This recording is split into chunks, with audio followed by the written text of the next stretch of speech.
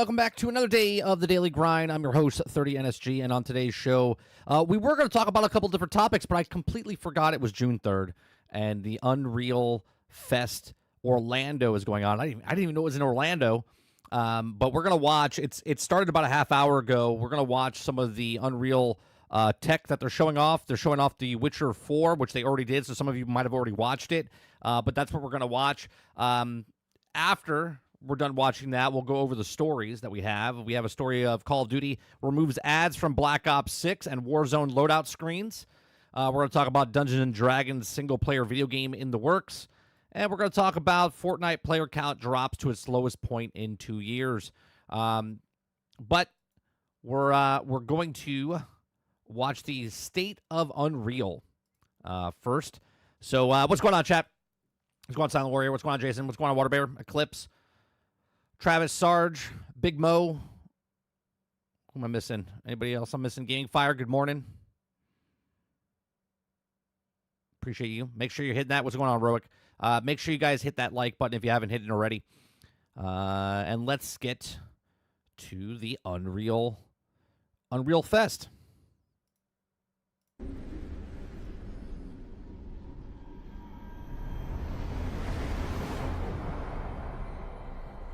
What's going on, Worlds?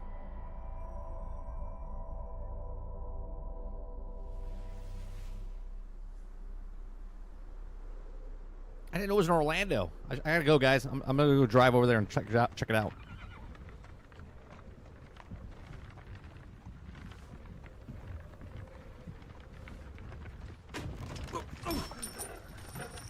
Sleep, is he? The ploughing plonker. Break me pearlies on this blasted pit-ridden tract.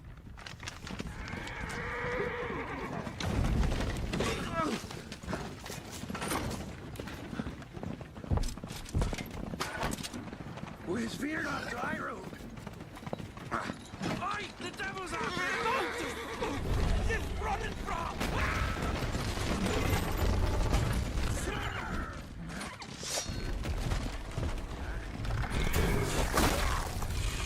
Damn. Shield us.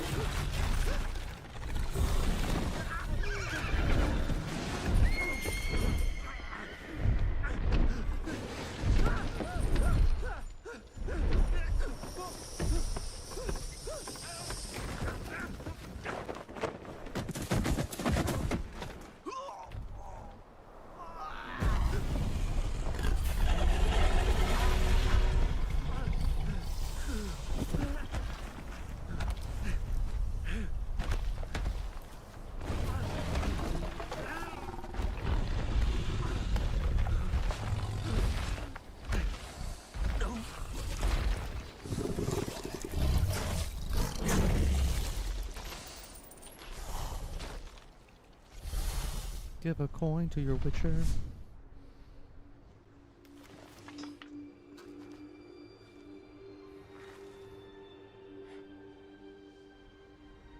Salt.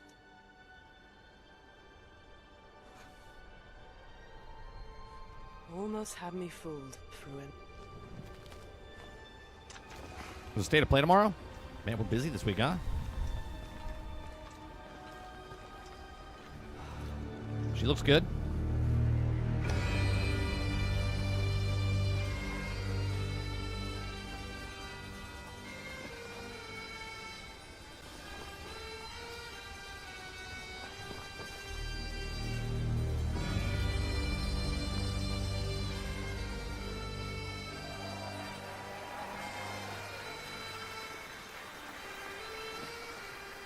Come on, Robert Jones. Thank you.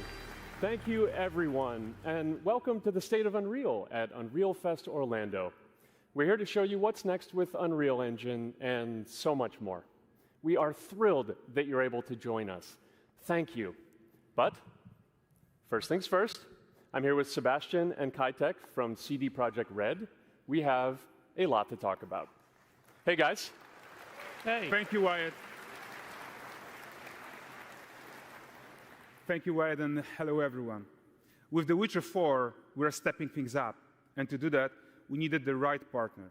One that truly understands that great like 2 years out, right? games are all about art and technology coming together. Yeah, and look, our goals are completely aligned here.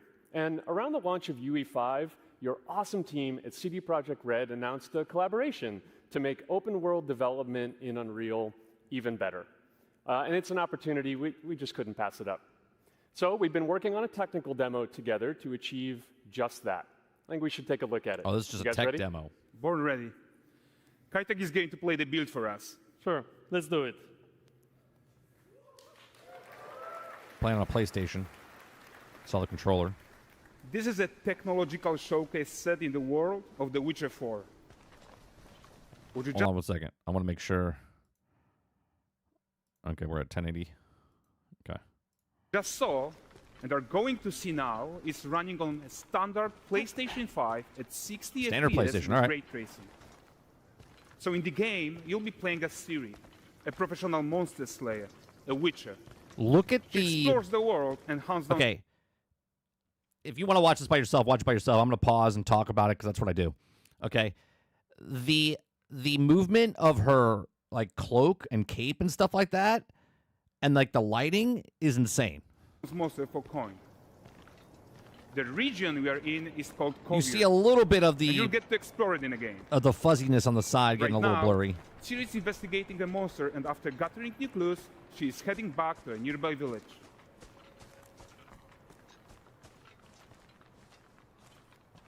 All right, everyone, meet Kelpie. Look at the foliage. Oh my god. Let weeds be weeds, Kelpie. So just like Geralt had Roach, Ciri has her own loyal The companion. breathing of the out of the nose of the horse. We return to town. These two characters That's need to feel in-game. like one. Since you're gonna explore the world on horseback, riding needs to feel seamless, natural, and just fun. Yeah, and to support that, we're introducing multi-character motion matching in Unreal. So Ciri and Kelpie, they're perfectly synchronized. when Couple of mounting from pop-ins any happening in the angle and background. speed. And we also support root motion movement on Kelpie, so controlling her feels realistic and grounded. This looks great. And there are also some really nice improvements to our Unreal Look at the reflection in this water right here. Chaos Flesh Solver, and these machine-learned deformations. So you've got realistic muscles moving and stretching under Kelpie's skin without compromising the performance there.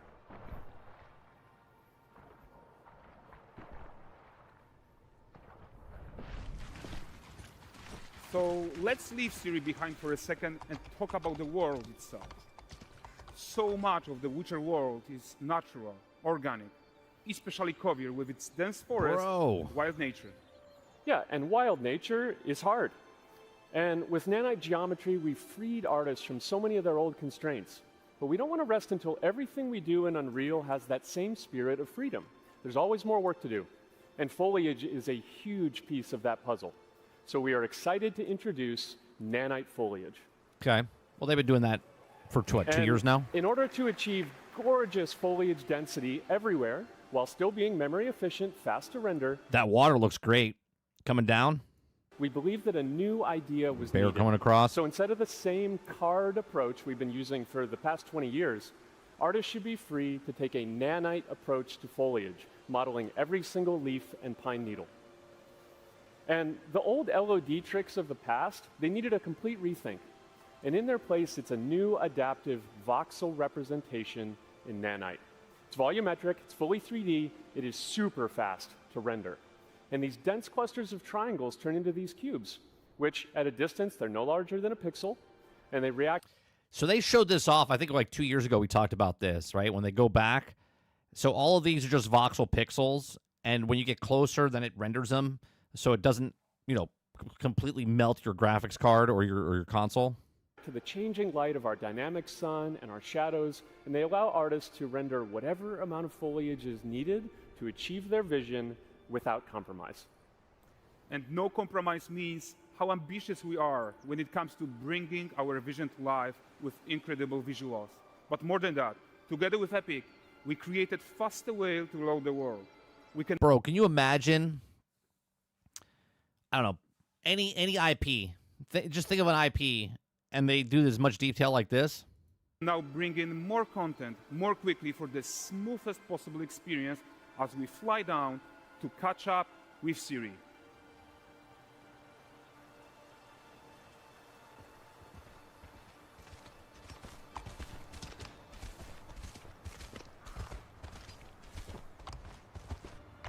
Welcome to Valdrest. So Valdrest is a port town, a hub for fishing, trade, and mining. It's one of those places where you can look, meet it's shady alive as characters Avowed. or overhear gossip from other lands. The It's town of also Avowed where was like Sweet bare took her current bone. contract. They forgot to finish it. There's High-tech, more let's characters leave, in here than go there feature is in and all of explore the Avowed. marketplace and food. I'm so excited we can finally show you some of this stuff. Let's see what Valdrest has to offer. That's not a claim, Travis. That's actually a fact, what Eclipse is saying. While I present him with a fish.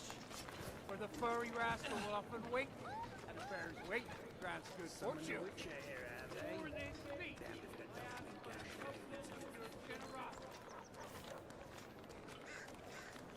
Pardon. Guys, notice how responsive the world is. Character actions directly affect what happens around you, sometimes even setting off chain reactions. Everything is working together.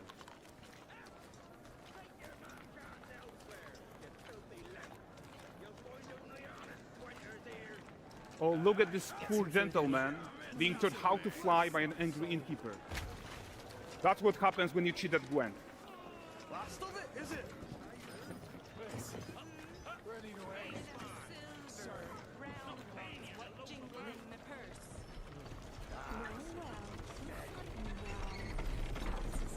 Okay, so this is the guy who gave the series quest his own. Like you probably suspect, he has his own agenda in all of this. You're off your tits again, Wilfred. Get your ass up.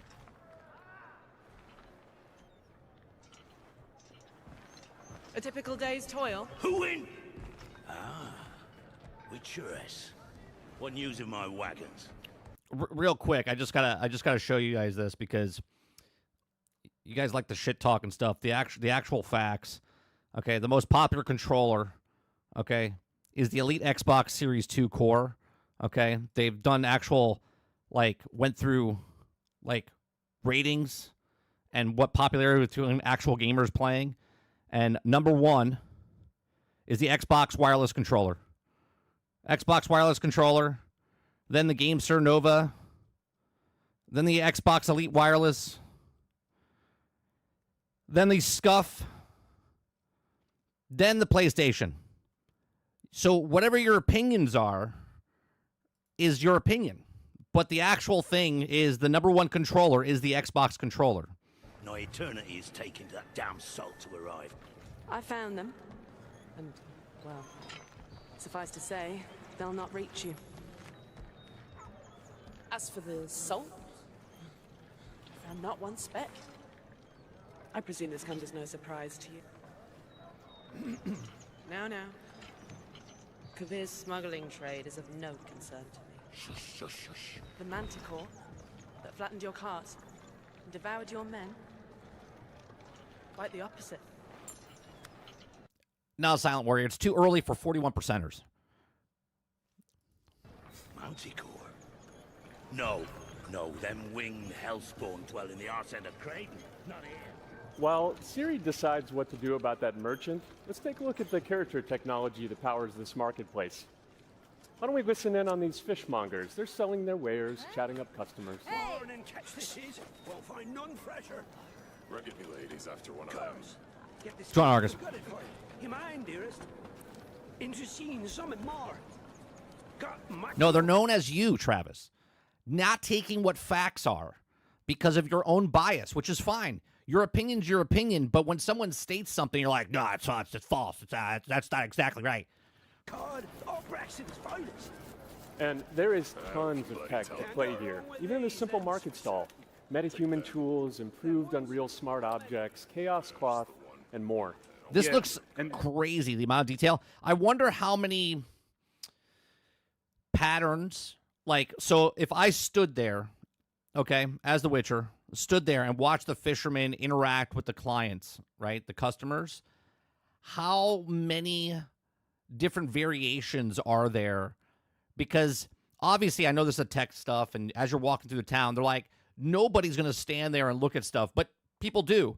In Grand Theft Auto and Red Dead Redemption, you could stand there and watch what the pedestrians do and where they walk to and what they're doing. They're actually like have a purpose, which has always been crazy in my mind. All of this exists to make sure that the gap in quality between Ciri and NPCs is as small as possible. Yeah, and closing that gap, it's not just about fidelity, right, but also authenticity. They should react to changes in the world around them. But the prisoner in Pillar isn't exciting enough for Valdrest. Let's grab everyone's attention with a circus.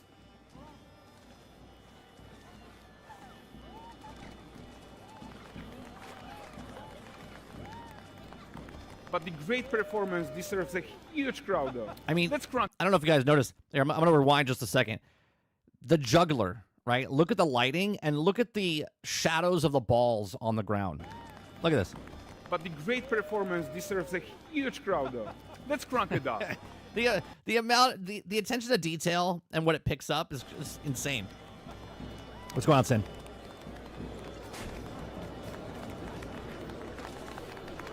So you are seeing tons of optimizations here to many of Unreal systems, including an entirely new Unreal animation framework, allowing us to fit easily in our 60 FPS budget, not just in rendering, but also with Yeah, even this little puddle here. Watch when it flies through allowing us with to all the fit easily people. in our The kid running through, FPS budget, and then you see this little puddle here, and you see all the reflections. You can see all the people in the reflections. not just in rendering, but also with room to spare on the game thread.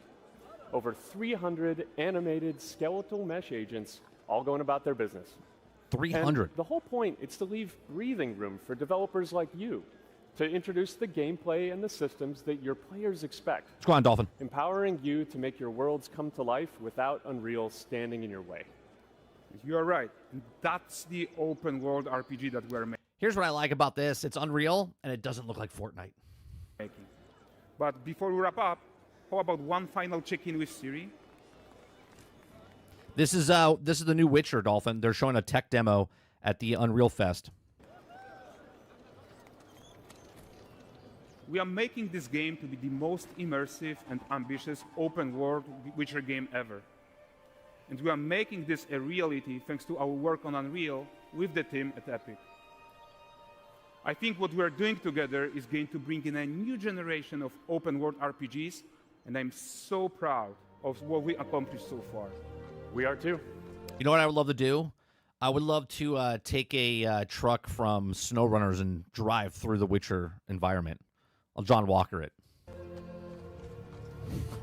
So we're almost done, but before we go, here's a small gift. Give me a for all Witcher Kingmaker, fans. Kingsmaker ability where I could take a truck and drive in this A world. first look at Lanexeter.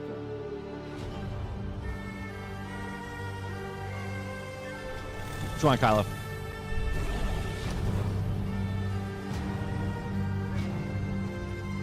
Onward, Kelby.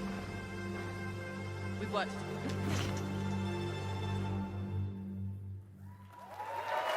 Right, Water? Cross promotion. SnowRunner Thanks, Witcher guys. Edition. Seriously, it looks amazing. And we've also barely scratched the surface of what's coming in Unreal 5.6. So here's Julien to tell you even more. Thank you very much. Thank you so much. That looks crazy. That looks absolutely insane. The amount of detail that was in that.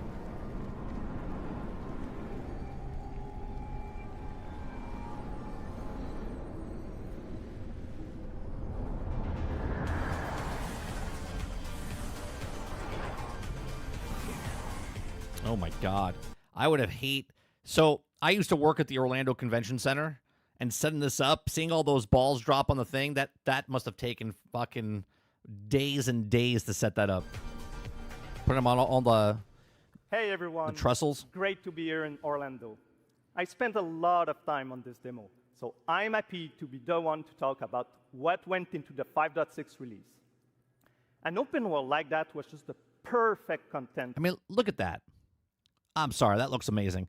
And the fact that I can go from this point all the way over to that point, that's always been cool to me.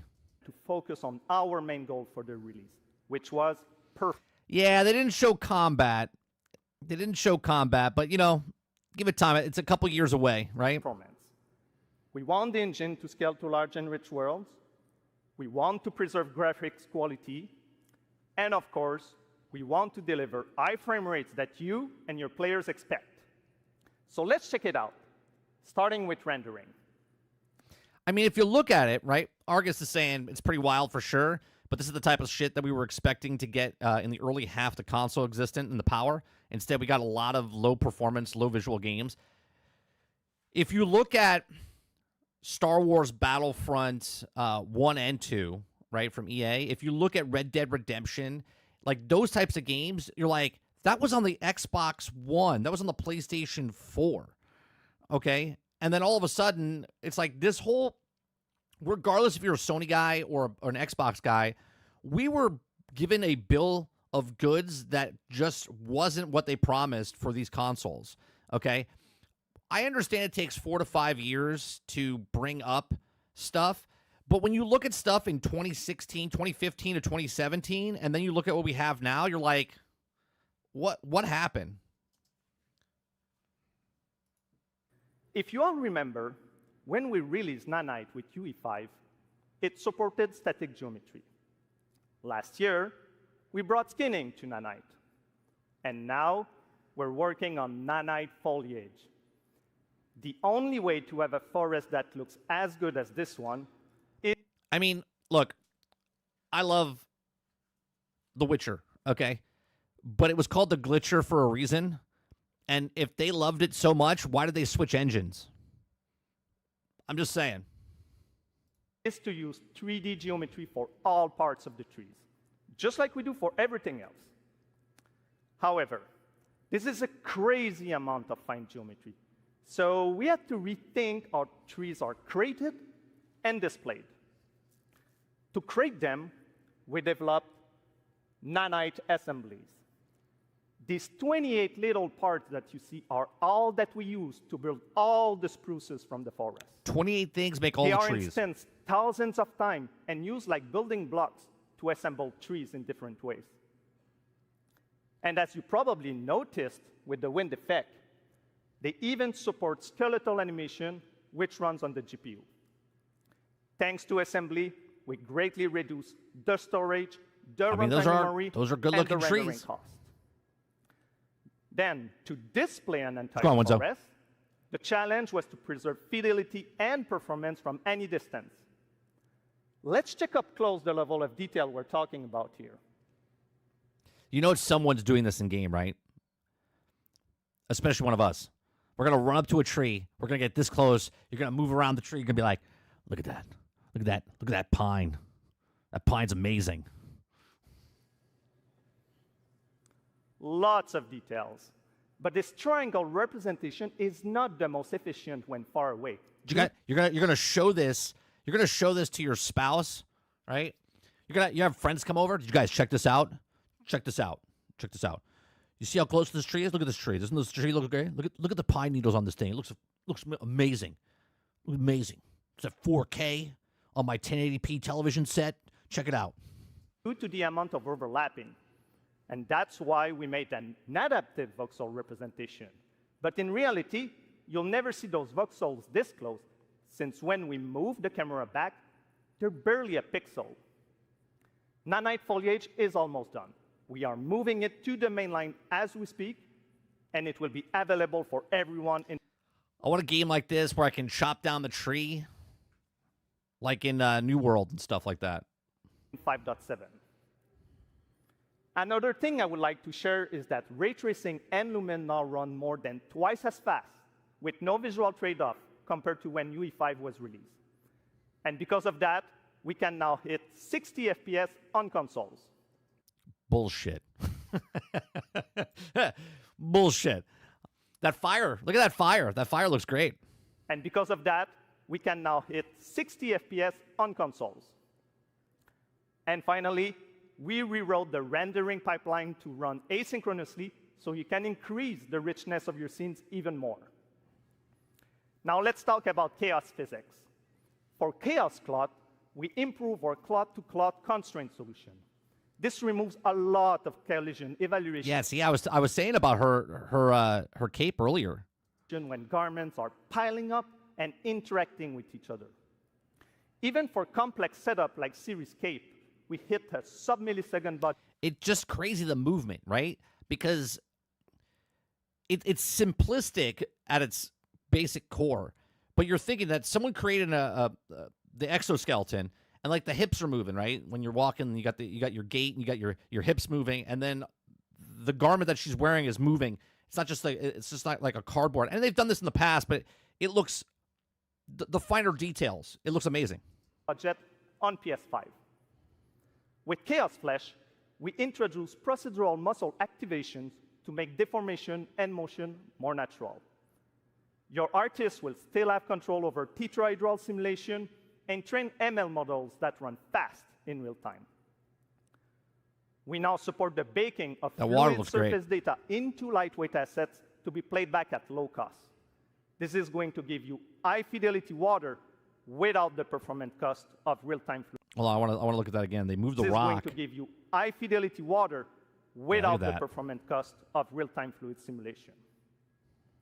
For animation, we work on both performance and fidelity. Here, you can see our same Argus. Look, it's something that I think it doesn't need to be there, but when they put it there, it's appreciated. At least it's appreciated by me, right? I mean, me and Sarge, we walk around Division 2 or any other game, and we're like, look at the detail. Like, I don't like just running in a game and someone created it. I like looking at the stuff, right? Even if it's for a split second or taking more of my time. I love the little attentions to detail. It makes it that much better. Match up in their interaction. Well, that works no matter the angle of approach. That's our Modes character motion matching solution. We also added motion matching in Sequencer to build stitch tracks. With them, you can seamlessly transition from gameplay to cinematic. See, that's cool. That's cool. What's going on, Stealth? That's cool where you can seamlessly... They did it really well in Indiana Jones. I don't know what... Did Indiana Jones use Unreal? What engine did they use for Indiana Jones?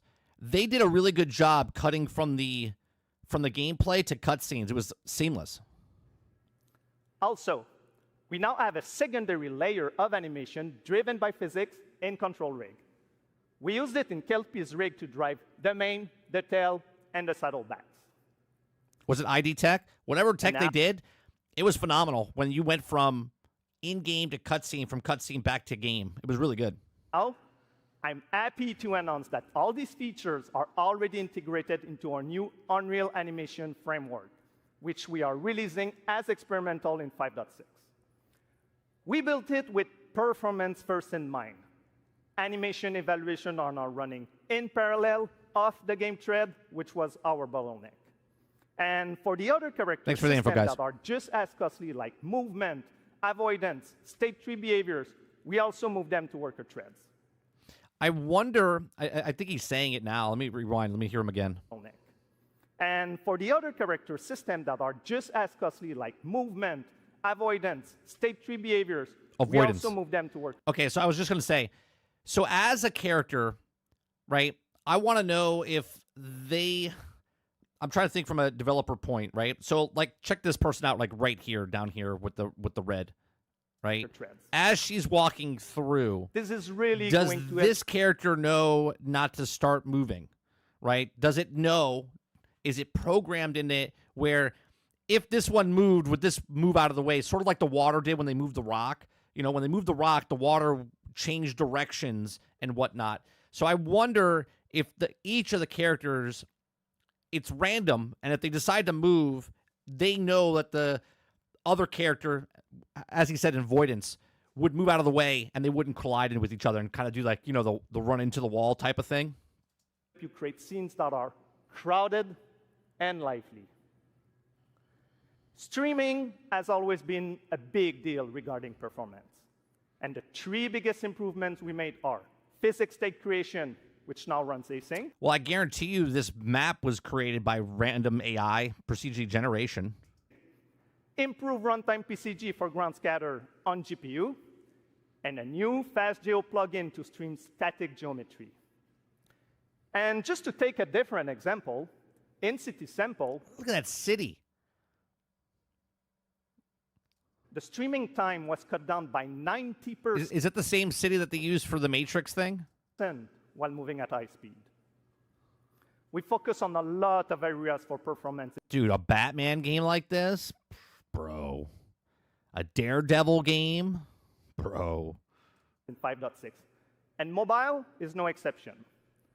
We work on better defaults and scalability settings for mobile and minimize the default package size.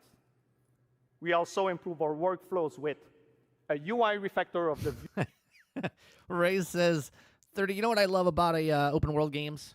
You can walk in an empty forest without a fear of a redneck will come out at anywhere with a shotgun shouting at you. Well, technically in Red Dead Redemption, people come running out of you for no reason. People are hunting you down. So, but I get what you're saying. viewport toolbar and content browser, on-device iteration workflow, and a mobile preview solution. So there you go. Unreal Engine 5.6 is all about performance, and it's available today.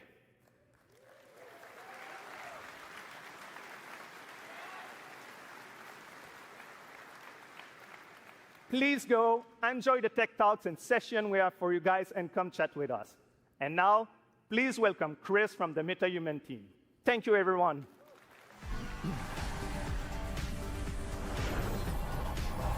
Oh, there's a bunch of stuff. I think this is what we're doing today. We're just watching this tech. Chris Evans. This guy must get a really kick out of it. He's like, yeah, it's Chris Evans. That's my name. It's my name. Thank you, Julian.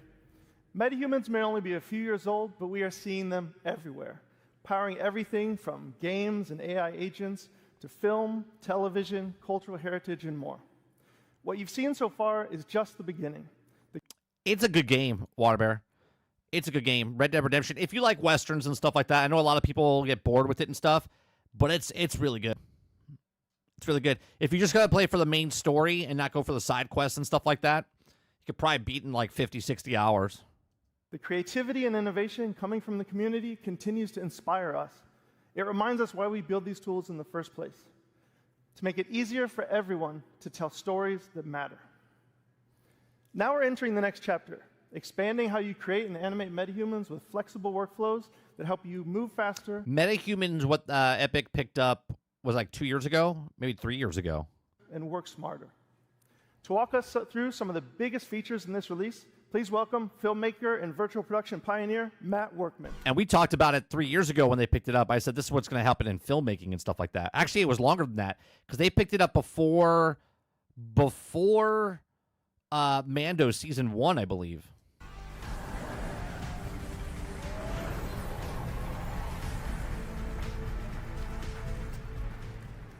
Thanks, Chris. For those that don't know me, I'm a cinematographer and Unreal Engine developer. I worked on Epic's first in-camera VFX demo, the one with the motorcycle surrounded by LED walls. It was pretty cool. I'm also the creator of Cinetracer, a previous tool used by filmmakers worldwide. I've been using metahumans in my work since the alpha, and recently I've gotten some hands-on time with some of the new features coming in Unreal Engine 5.6. MetaHuman Creator is a fast and intuitive web-based application used for creating... Look at this crap. This is insane. And you're telling me they can't make the actresses and actors look exactly like they were? Bro, come on. Digital characters. And now, with the 5.6 release, all of that power is available directly in the editor. That's right, MetaHuman Creator is now fully integrated into Unreal Engine. Wow.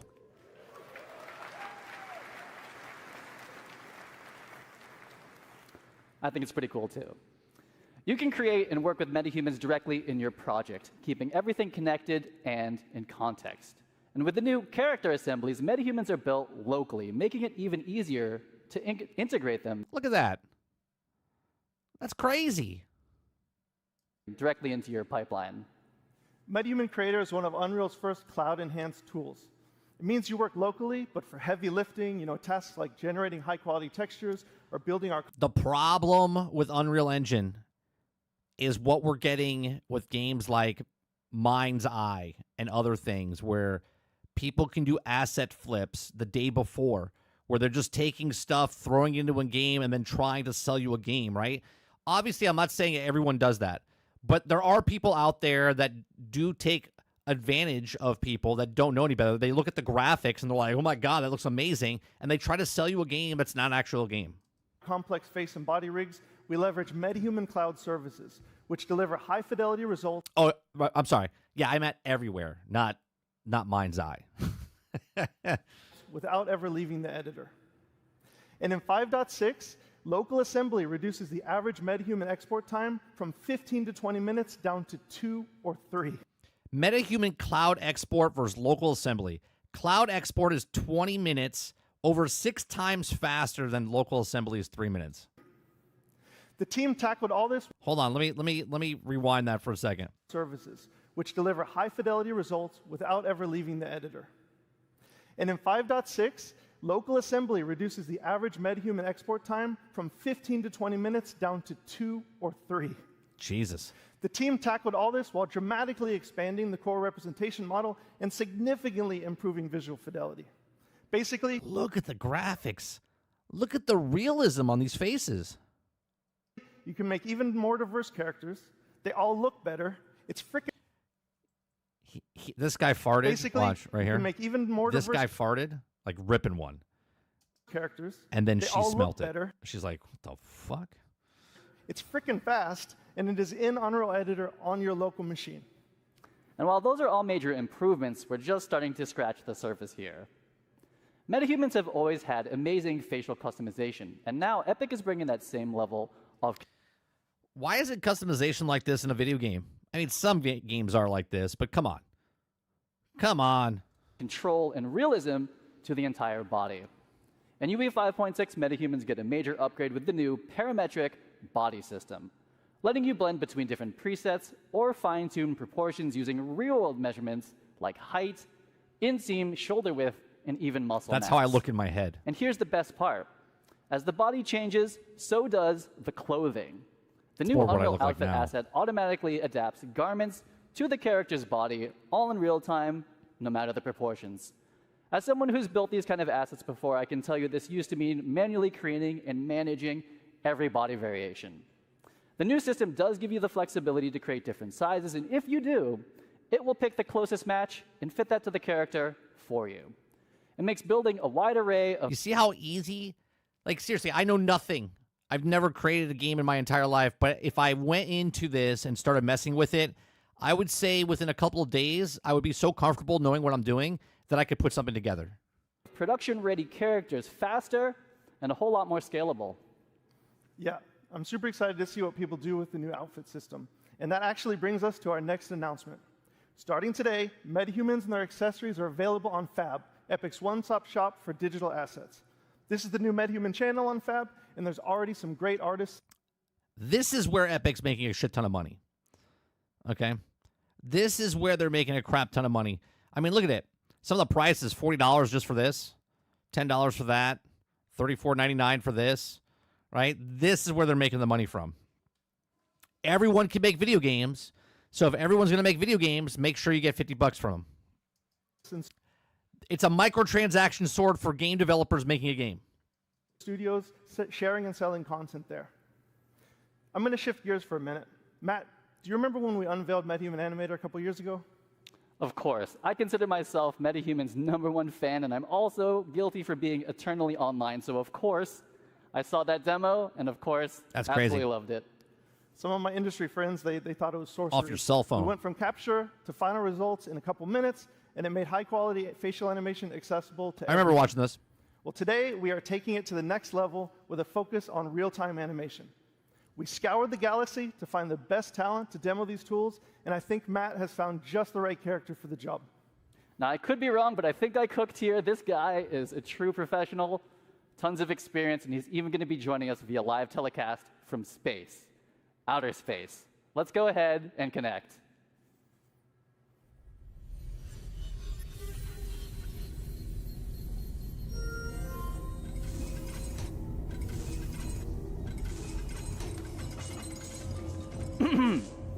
Hey, Blue! Dude, Matt! This is amazing! I'm making nachos in my nuclear-powered air fryer. Anyway, I was about to munch on this before the keynote. What's up? What's up is that this is the keynote. We're live streaming to Unreal Fest right now. Dude, you're live. Oh yeah, look at that. You people in your time zones. Hey Chatterbox, can you turn it down? Like way down. I'm about to do a keynote. Yo, so what's up, Unreal friends? So get this, for the first time ever, you're seeing me live in real time. This isn't pre-recorded, it's not baked. You're seeing everything as it's happening. I was just say you better show something. And it's all thanks to MetaHuman Animator. Look, this is next level. Think about what I could do with this, where I could change myself on stream and use technology like this in real time. Game changer. Just check out my alter ego, Corey. He's down there on stage with you guys, and as you can see, our movements are mirrored within milliseconds. Even the smallest expressions are beautifully articulated. Yeah. And look, he's not even wearing a helmet or a suit. I'm telling you, the possibilities are getting crazy. Now I can live chat with fans, take my stand-up act on the road, perform Macbeth. Okay, maybe not Macbeth. But the real truth is, the power of live performance is in all the happy accidents. Honestly, most of my best stuff happens when things go, you know, a little sideways. Yeah, think about this, right, Sarge? So if I can do this right now, okay, with the camera and process it and record it, I can change my character to be like this guy, okay? And then I can make a separate character, instantaneously just change it, and then play the other part. And then I can have an interaction back and forth. Think about what you could do. It's insane. Nuclear core instability detected. Case in point, trusting my beautiful nachos to a DIY nuclear-powered air fryer. Hey, Corey, come on out here.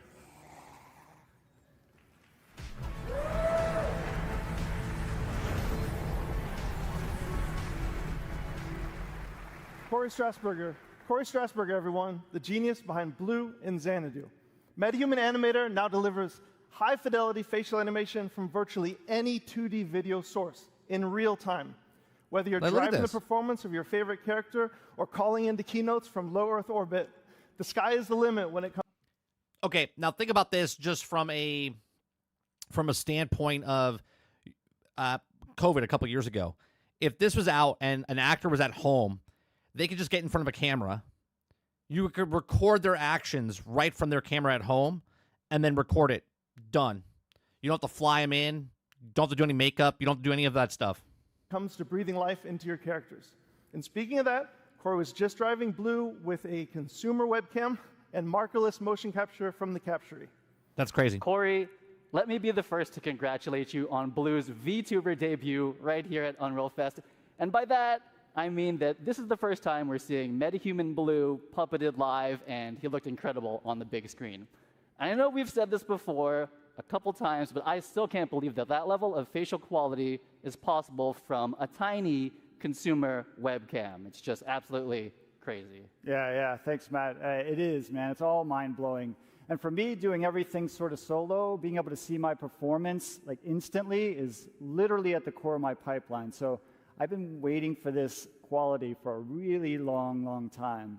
And Chris, thanks to an amazing collaboration with the MetaHuman team, Blue is finally pure MetaHuman. And so with all the other crazy stuff that you guys are elevating, I think Xanadu is about to level up in a big way. So thank you guys. You guys rock. Awesome. It's crazy to me that Epic put so much money into this technology, and now it's being overthrown by like Google's VO that can just make this stuff without any of this stuff, right? Because I said years ago that Epic would be the next ILM. They would be the next leader in like the movie industry type of stuff, which they've shown in the last couple of years since I've said that. Okay, because most of the movies and stuff are done with Unreal Engine in the background and whatnot, and now you could just make a movie with just VO3 flow, right? So by the time VO5 comes around, you won't need actors to do stuff like this. You can just type it in a thing and make it happen. Man, it's been awesome. I'd like everyone to give a round of applause to Corey and Matt, and thanks for showing everyone. Thank you. Thank you, Matt. Thanks, guys, for showing all the fantastic features we're going to hone in on this release. All right. Right, Mr. Buzz? Like, we're looking at it right now just from a gamer standpoint of they're creating games and making characters. But think about, if this is the technology they have, what people can do with it, where, I mean, look what happened, right? Our president, when Biden was in office, wasn't very, around. But if someone could look like him, but not actually be there and go on TV and speak and move, you wouldn't know the difference. You wouldn't know the difference. Few updates about metahumans and how they fit into the broader creative ecosystem. First up, today we're releasing 2 advanced toolchains to everyone, MetaHuman Expression Editor and Groom Tools. The Expression Editor lets experienced riggers fine-tune a character's expressions and expression combinations, whether matching scans or creating something completely custom, That's like crazy. a nacho-eating space alien. And our new Groom Tools simplify one of the hardest parts of character creation, high-fidelity hairstyles, making the process more intuitive, faster, and streamlining export That's insane. directly to Unreal Engine. We've built these tools for our own teams to And they're ready today. solve real production challenges, and now we're opening them up to the entire community. Yep. Next, we know you want support from MetaHumans in your favorite content creation tools, so we're working with partners to make sure that DNA and RigLogic work wherever you do. And we have saved the biggest announcement for last. We have updated the Unreal Engine license to include MetaHumans. You can use them everywhere, in every engine, in any creative software. Get ready for a ton, and I mean a ton of content creators on YouTube, Kick, Twitch, anywhere that people stream. You're going to be watching digital people in real time. Go make amazing characters and help define the future of digital humans.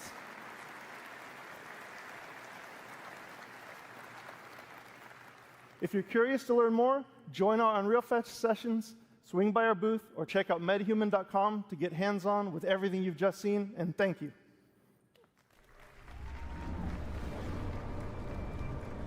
That's crazy. A shit ton.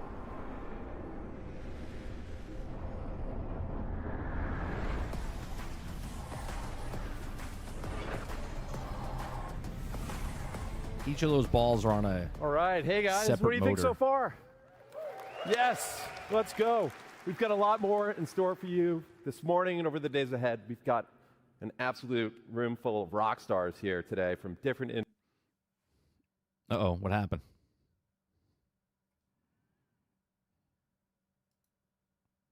What happened?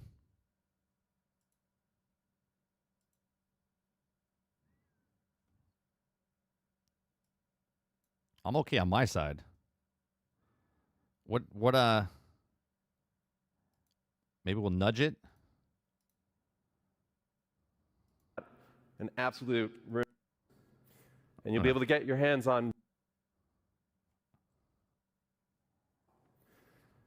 complex rock and tree scans involve data sets that were previously really, really tough to process. But with 2.0, you'll achieve better mesh accuracy with fewer manual steps.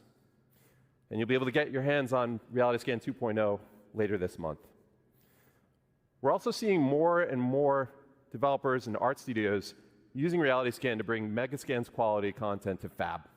Just take a look at this absolutely incredible Paris environment from Scans Factory, which launches today on Fab, featuring over 1,000 assets that are available for use in UE5, UEFN, and even Unity. The amount of digital sets, like they're making this so easy for anybody. I mean, obviously it's going to cost you a little bit of money, okay, to get the assets and get the program and whatnot, right? But if you're part of the program and you're using this stuff, like just imagine my background, I could put a still picture, or I could do what they do for movies, right? I can make myself in Paris right now. I could walk around Paris, okay, while I'm streaming. I can make myself a completely different person, okay? I could scan myself in, make myself, and then all of a sudden with a flick of a button, I'm wearing like a French outfit. And then all of a sudden I move to somewhere else and I can do. It's going to be insane the amount of stuff people change and do. The Quixel team has also been cooking up an amazing. Imagine as a content creator, all of a sudden I'm playing, let's say, Left 4 Dead, or I'm playing a Battlefront game, and all of a sudden I'm in the world. Like, I'm in the world. Amazing lineup of thousands of new Megascan assets that will start releasing on Fab later this month. And this summer, not a green screen. We'll be launching Fab natively in the Epic Games Launcher. Our goal with this is to bring you Quixel Bridge functionality that makes it easier for you to access your content and right. I could become Jack Burton. This will only that I would get hit with copyright and get DCCs, sued. Starting with UE5, Blender, Maya, and Cinema 4D, and we'll do more from there. You know, we've also set ourselves up to support batch actions to download and export content. Back in April, we announced that Loci, a leading computer vision and AI company, joined Epic. We're working quickly to bring Loci's technology to Fab, which will improve our tagging accuracy, enable semantic search, and improve our IP moderation capabilities to ensure that our artists' work is protected. All right, we've shown you what's coming from our side. Now it's time to spotlight some of the incredible projects from across industries that are putting Unreal to the test.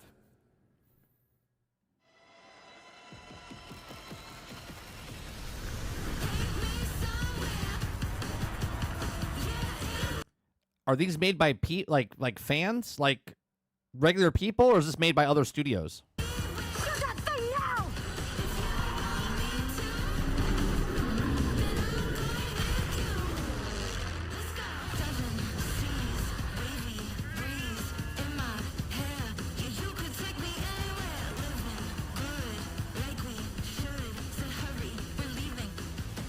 We sure cause a lot of explosion.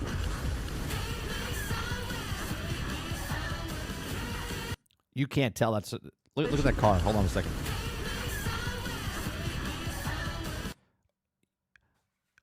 You couldn't tell that was real or fake. That looks like a real car, like chase scene.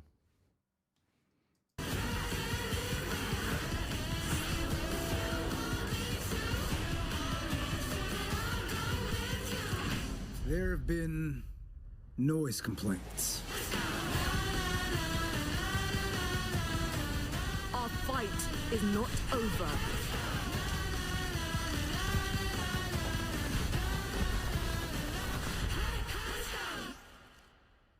Awesome. You guys just raised the bar year over year. This year, one of our major goals is to make animating linear content in Engine awesome. We've got a lot of work to do still, but the 5.6 release is packed with new features that have been influenced and battle-tested by some of the world's best studios. One of them is here with us today. The Third Floor has an impressive track record of using Unreal to make movies like Guardians of the Galaxy and shows like House of the Dragon. Here to tell you about their next incredible production is co-director of the new Predator movie, Josh Wasson.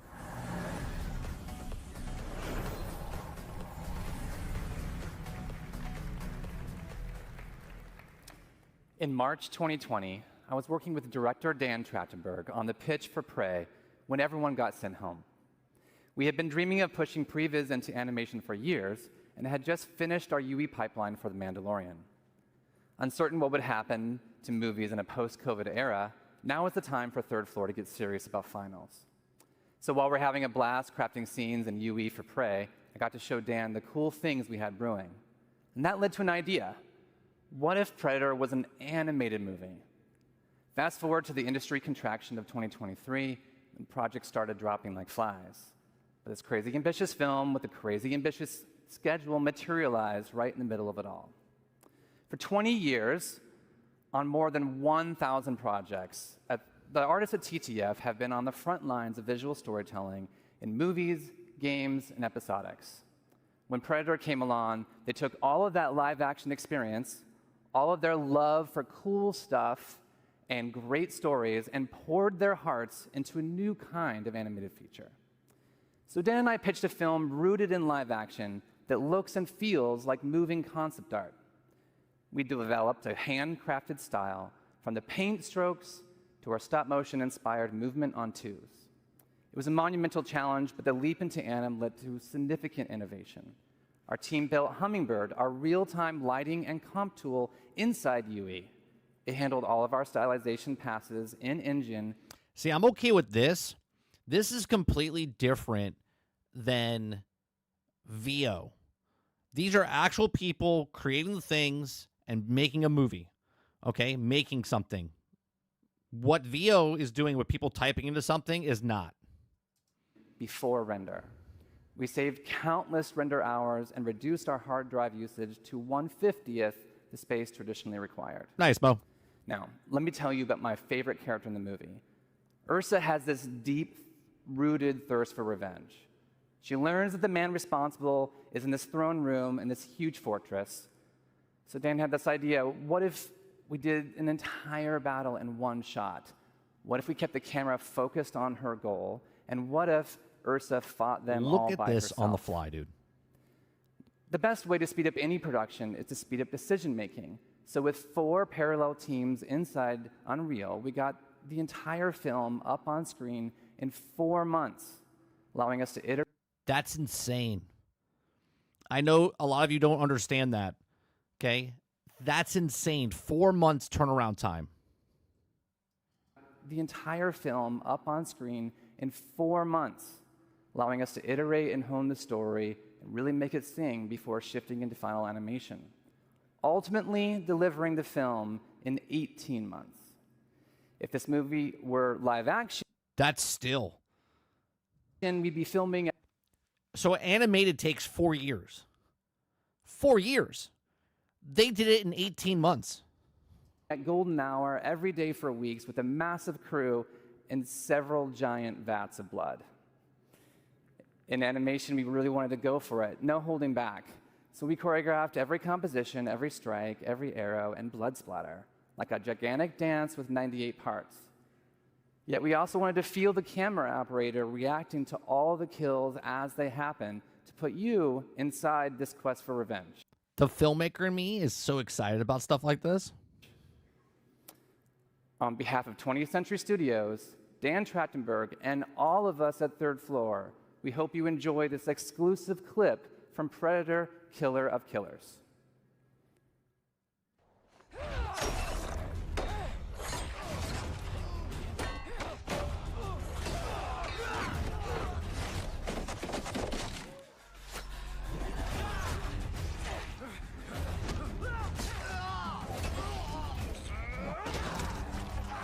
Bro, that's brutal.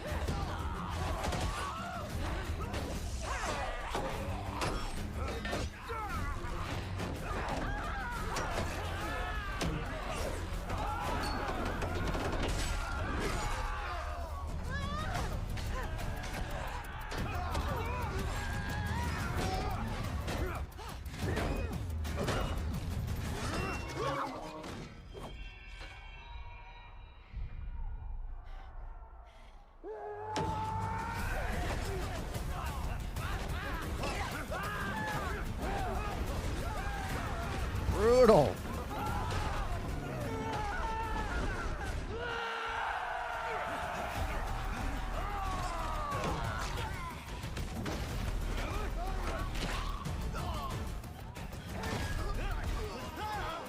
She's just got 2 shields.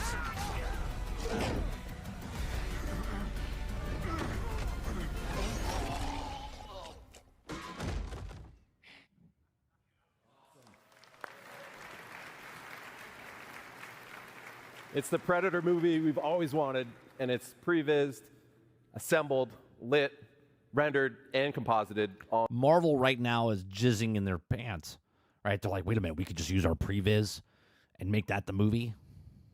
On Unreal. And it's premiering this Friday on Hulu, so check it out. And congratulations to Josh and the team. There are so many incredible games that we could highlight today. Last year, we celebrated Black Myth Wukong from Game Science, which has now grossed over $1 billion since launch. This year, we're celebrating another example of a small team that's taking the world by storm. Clair Obscur Expedition 33 is an absolute masterpiece from Sandfall Interactive. And in an eerie case of... I think this is the perfect example of what a small team that knows what they're doing, with the software that they're using, with the engine they're using to make a game like this, amazing, right? And then you look at some of the other studios that are making $300, $400 million budget video games with thousands of people working with an obscure, no pun intended, right? Obscure engine that just is behind times. Numerical serendipity, Expedition 33 sold over 3.3 million units in its first 33 days. 3.3 million in 33 days. That's not including players. That's just, he said sold. It started with an Epic Mega Grant, and it's now a serious contender for Game of the Year. Let's hear from Sandfall's I think it might get Game of the Year. Mine was Split Fiction. Now, I haven't finished Expedition 33, but I think Expedition 33 is the leader right now for Game of the Year. Co-founder Tom Guillermin. Bonjour Unrealfest, I am Tom Guillermin, co-founder and technical director at Sandfall Interactive, the studio behind Clair Obscur Expedition 33. It's an honor to be able to share a few words with you today. When we began the development of Expedition 33 back in 2020, Unreal was starting to open up new possibilities for a smaller team like ours to create games in realistic 3D. There you go. With mega scans and later the release of Unreal 5 that came with Lumen, Nanite, and Mecha. This one game, in my opinion, okay, this one game, in my opinion, is going to change the landscape of what big studios look at and go, wait a minute. If this game wins, it's changing the landscape right now, but if this game wins Game of the Year, okay, studios are going to fire people left and right, and they're going to look at, these guys did this with 33 people, okay? What the hell are we doing? And a lot more people are going to lose their jobs, and a lot more people are going to start focusing on this. You're going to see a lot more smaller studios come out of nowhere that are starting to use these programs to make actual games. Human, which all transformed how we create 3D scenes and characters. As a small team, we always did our best to play to the engine's strengths, religiously getting every update to try out the new features and optimizations from Epic. This allowed us to keep our development focused on the element that would have the most impact on the game we were making. The visual identity of our world, the story and the characters, and of course the gameplay with this blend of turn-based strategy and real-time action. The Unreal Engine has been the key element empowering our small team to create our dream game, and I would like to thank all the people that contributed to the engine, both Epic for the amazing software they have created, but also the community for all the plugin, tutorials, assets, and resources that you can find online. For every game you get, for every one game you get like this, you'll get 10 trying to scam you for your money. Just let you know, right? It's just like the movie industry, okay? 10 films, 3 make money, 1's going to be a blockbuster. You're going to have 10 people, independent studios, making games for Unreal Engine. You're going to get 7 of them that are going to be scams just trying to get your money. 3 of them are going to be good games, and 1's going to be a super blockbuster. To get started. It is this whole ecosystem that allowed the project to grow organically, from my friend Guillaume booting up the Unreal Engine for the first time. Yeah, but Baldur's Gate 3, Water, still, there's like 200 people working on that game, 200 or 300 people working on that game, right? This is 30 people, 30 or 33 people. I'm in 2019, creating a small project named Sandfall, to 6 years later, the release of Expedition 33 with that very same new project file. Even though we are a small studio, we never felt alone during this adventure, as we... Was there, maybe there was 100 people. I forget, Larian Studios is pretty big though. I want to say it's about 100, 200 people, if I'm not mistaken. I don't know if it was 300. We felt we always had the back of both Epic and the community, and we are extremely grateful for that. We really hope we will keep seeing more and more amazing games and experiences made with Unreal in the upcoming years. And on the behalf of everybody at Sandfall, we wish you a great Unreal Fest, and we're looking forward to meeting you all in the future. Tomorrow comes. Demain viendra. Cheers. Thanks, Tom. And congrats to you and the team. We're so happy for you guys. Right. Now, this Quintar. year we're seeing more and more momentum with mobile. My point is, Baldur's Gate Larian Studios is much bigger than what these guys did. Mobile devs who are capitalizing on the increasing player demand for high performance and immersive mobile games. One team that's leading the way in UE5 mobile development is Infold Games, whose gorgeous game Infinity Nikki offers a unique blend of fashion and adventure. Please welcome Zhishuan Ding to the stage to tell you more. This is why I like video games, though. I love technology. I love when people make new things. Hi, everyone. First, I want to thank our friend at Epic for inviting me here today. As you can probably tell, I'm a little nervous being I was just gonna say this guy's not really comfortable speaking in front of people like this. on stage in English. But I was even more nervous when I first joined Infold Games to create Infinity Nikki, our most ambitious project yet. Let me share our story with you. Our journey began in 2012 with just 4 people. Here are the games released before starting Infinity Nikki in 2021, and we still update all of them today. These were mobile-only games focused on dress-up and interactive story gameplay. We could have stayed comfortably in that space, but we didn't want to. We want to create a life beyond amazing. That means crafting new experience no one has ever imagined. That means pushing far beyond current generation technology to deliver a game that not only looks stunning, but stay emotionally touching for years to come. That means Infinity Nikki, our first Unreal Engine 5 cross-platform game with over 20 million downloads at launch, largely driven by mobile. 20 million downloads at launch. I've never even heard of this game. The point that I'm trying to make there is that you can make a game, and maybe you guys played this or know about it. I don't know anything. I've never played any of these games. Okay? 20 million downloads at launch. That's insane. That's insane. Even if you charge $1. Sure 30? Sure what? I don't know what this is. I reading during the pandemic. Infinity Nikki is about finding a peace in a cozy open world, bringing happiness to everyone. Dress up is not just for style, it's a way to interact with the lively world. This is the cash grab I was talking about. Well, there you go.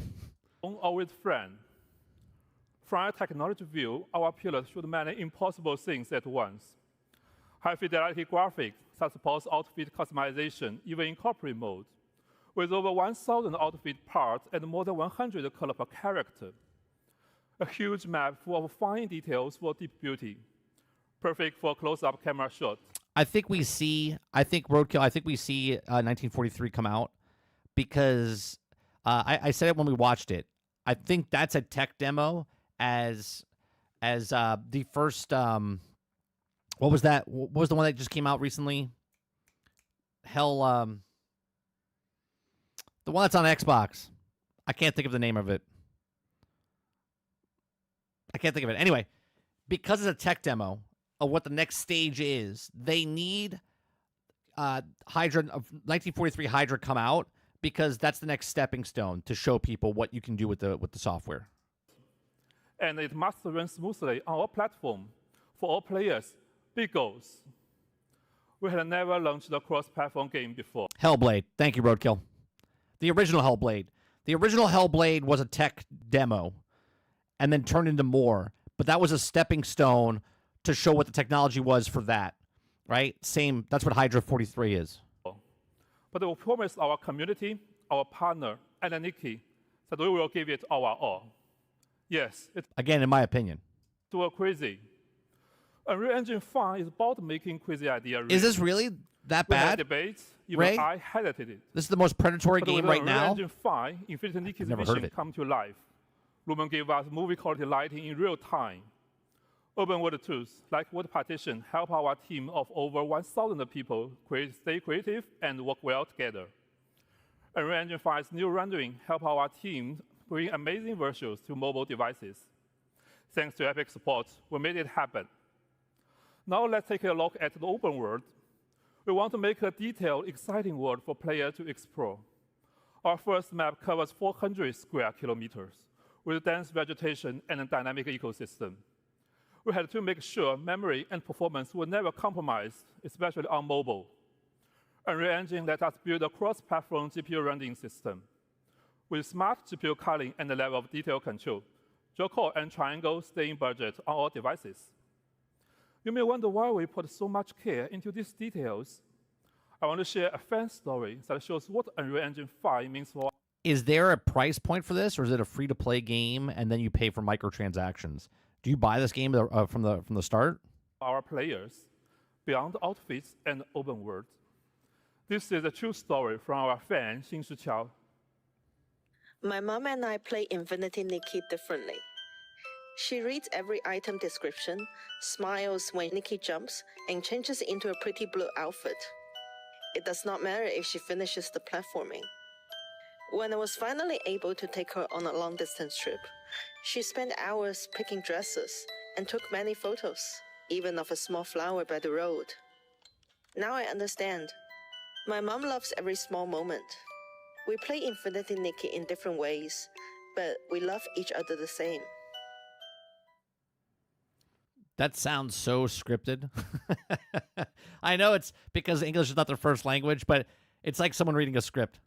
We hope you enjoy this story. We hope you find the omen of the world's beauty in Infinity Nikki, the coziest open world game for OV1. Thank you for your time, and have an amazing Unreal Fest. Oh, really? This makes Genshin Impact look like a saint? Oh, my God. Wow, what a beautiful world they've created. All right, there's one more amazing UE5 game that you've got to check out, and it's coming to the Epic Game Store.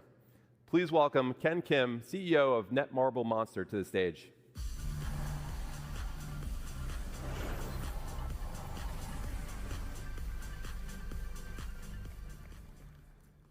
Hello, everyone. Excited to be here today. I'd like to first thank Epic Games for this opportunity. It's a great honor to introduce our latest project here at Unreal Fest. Let me introduce Mongil Stardive. Mongil Stardive is the successor to Monster Taming, a game we first launched back in 2013. Known as Mongil in Korea, the game was a huge success, surpassing 10 million downloads just in Korea. Jesus Christ. I'm in the wrong business. I gotta go make a mobile phone game. Korea. With this new title, we aim to expand the world of Mongil by creating a vibrant living world filled with countless characters and monsters. To achieve this, we chose Unreal Engine 5, which allowed us to capture even the most subtle emotional expressions of the characters, making the world of Stardive truly come alive.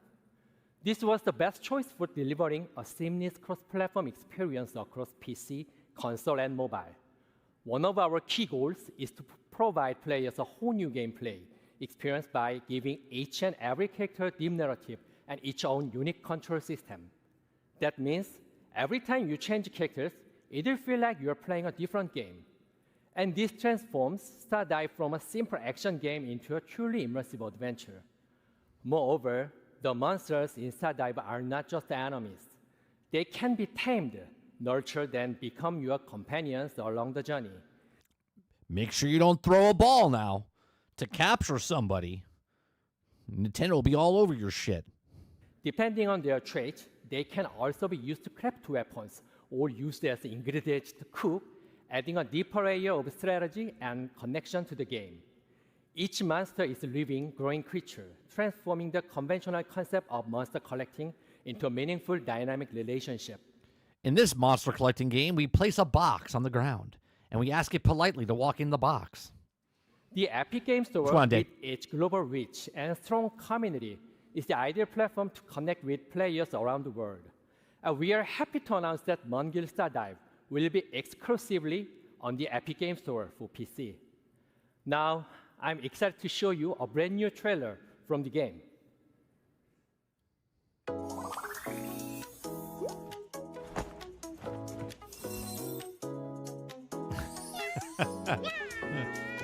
I've never been in big to any of these games. I can't see why this sells so well.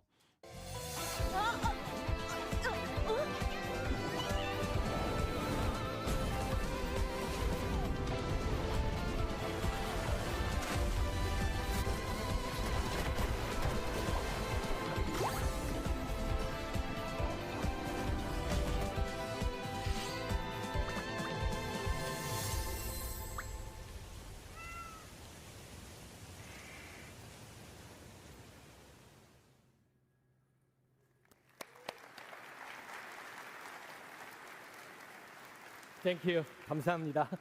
We hope to see you at tomorrow's session.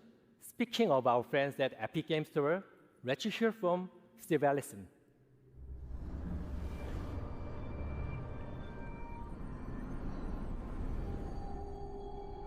Oh yeah, totally 100% up my alley, Water. I play all those games.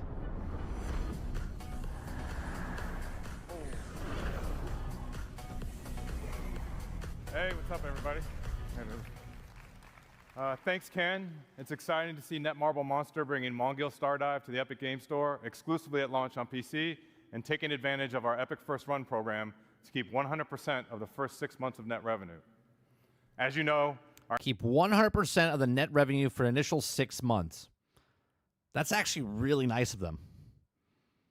That's really nice.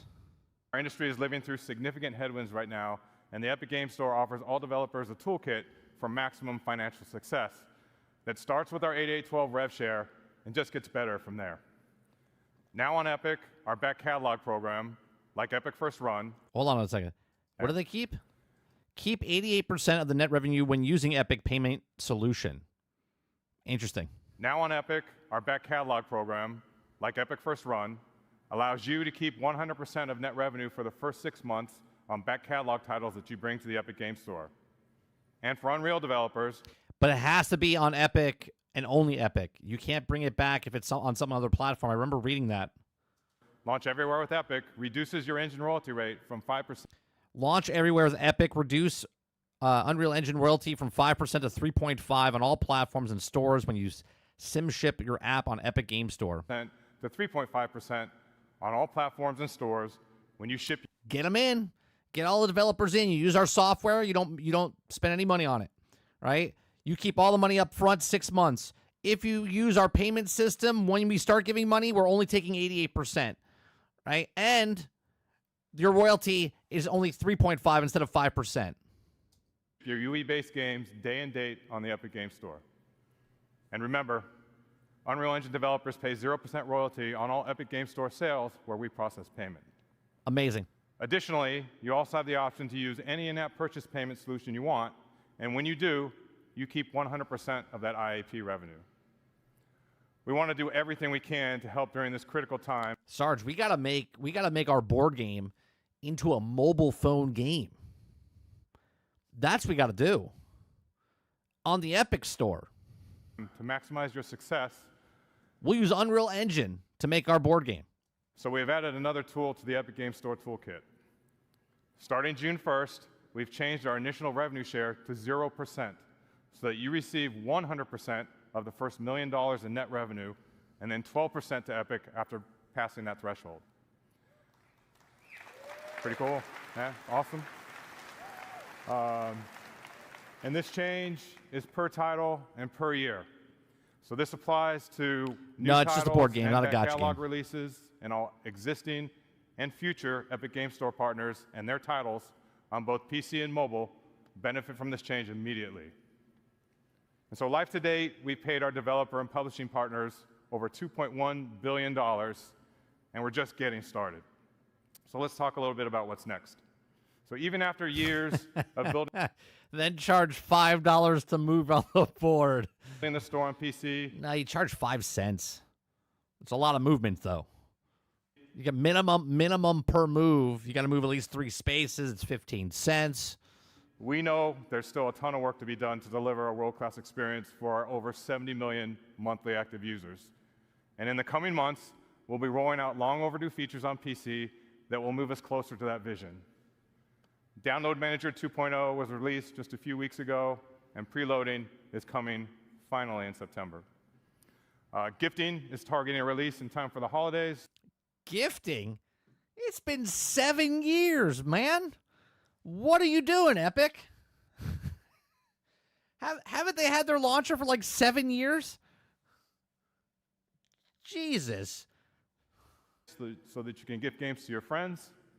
And our revamped social is rolling out this year, and we'll connect our PC and mobile. Well, funny part, Quintar, the movement system in our game, in our board game, is that you have an energy. You have because you walk around Vegas, so you're every time you move, there is energy.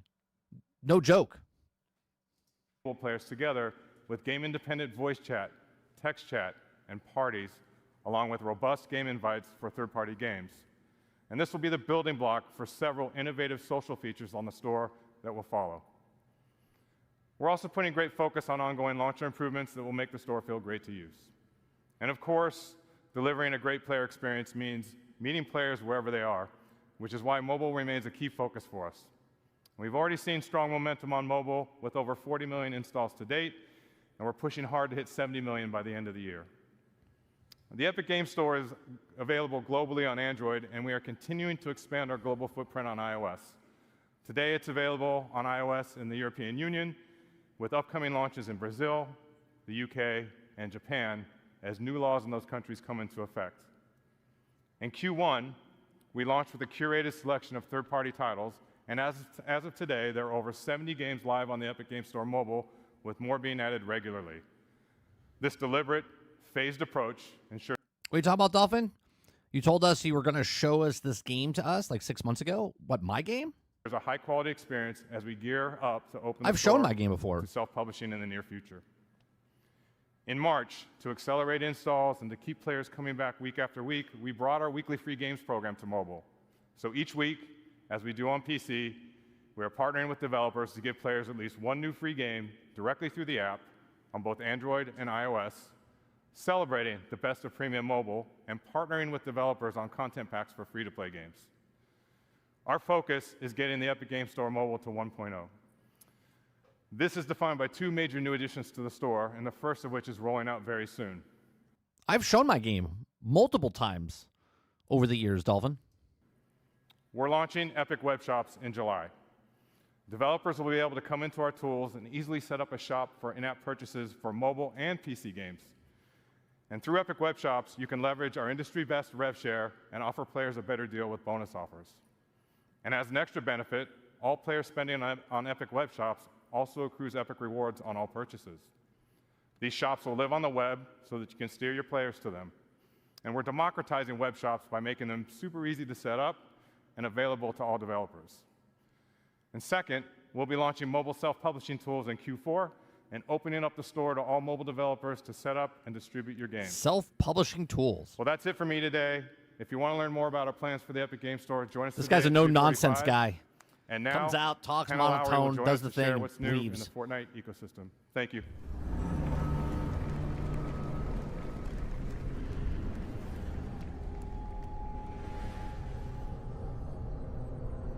Roadkill, thank you very much for the $5. Super chat, he says, we got 4 more of these little bastards to go. Who's doing it with me? $5 super chat, appreciate it very much.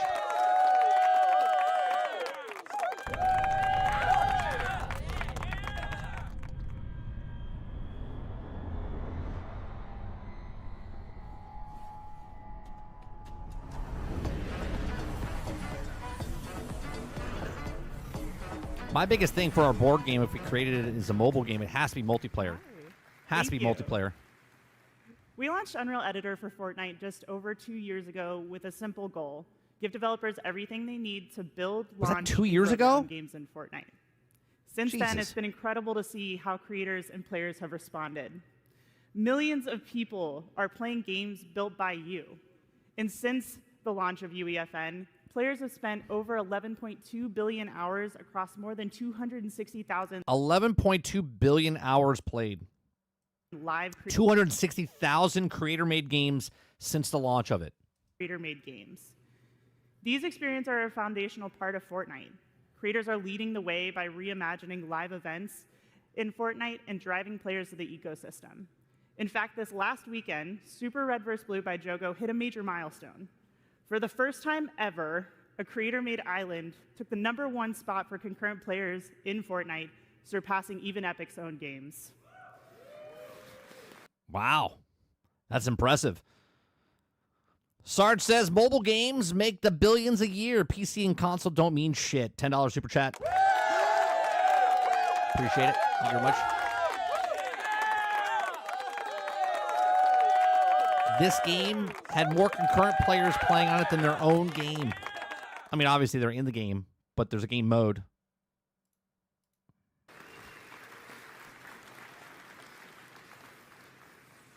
This is a proof point for us that the ecosystem is heading in the right direction. Watching developers experiment, build, and push UEFN to its limits has been inspiring. But it goes beyond just making games. Creators are launching studios and building passionate communities around their work in Fortnite. And thanks to that effort, engagement payouts going to third-party creators have already reached $722 million since the launch of UEFN, and that number continues to grow. None of this would be possible without you, our community, which is core to UEFN. We're proud to have thousands of dedicated developers building this ecosystem with us, and part of building this lasting ecosystem is talking with developers, learning from your experiences, and using this information to help shape our roadmap. Because ultimately, what good is a feature if no one wants it? I want to make my G.I. Joe Battlefront inside of Fortnite. That's why we've launched the Let's Chat livestream series to answer your burning questions and address your concerns. So far, we've discussed moderation, the new Fortnite data API, and the state of the ecosystem, with more coming at the end of this month. Aku, thank you very much for the $2 super chat. It says, why do you think Microsoft bought, was that Montal? Oh, mobile base. Yeah, 100%. 100%. And Roadkill, I'll match you, Sarge, because I'm coming for the crown. $10 super chat. Appreciate it very much.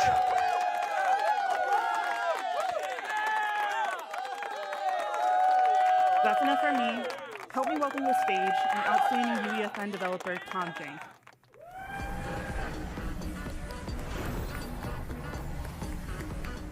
Tom Jank. Gotta have a little jank in it.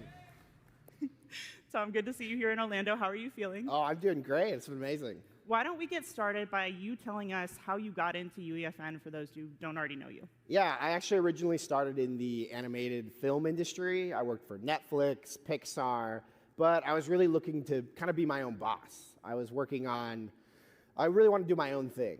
And so, one thing led to another, and now I'm here at the State of Unreal. Now you're here.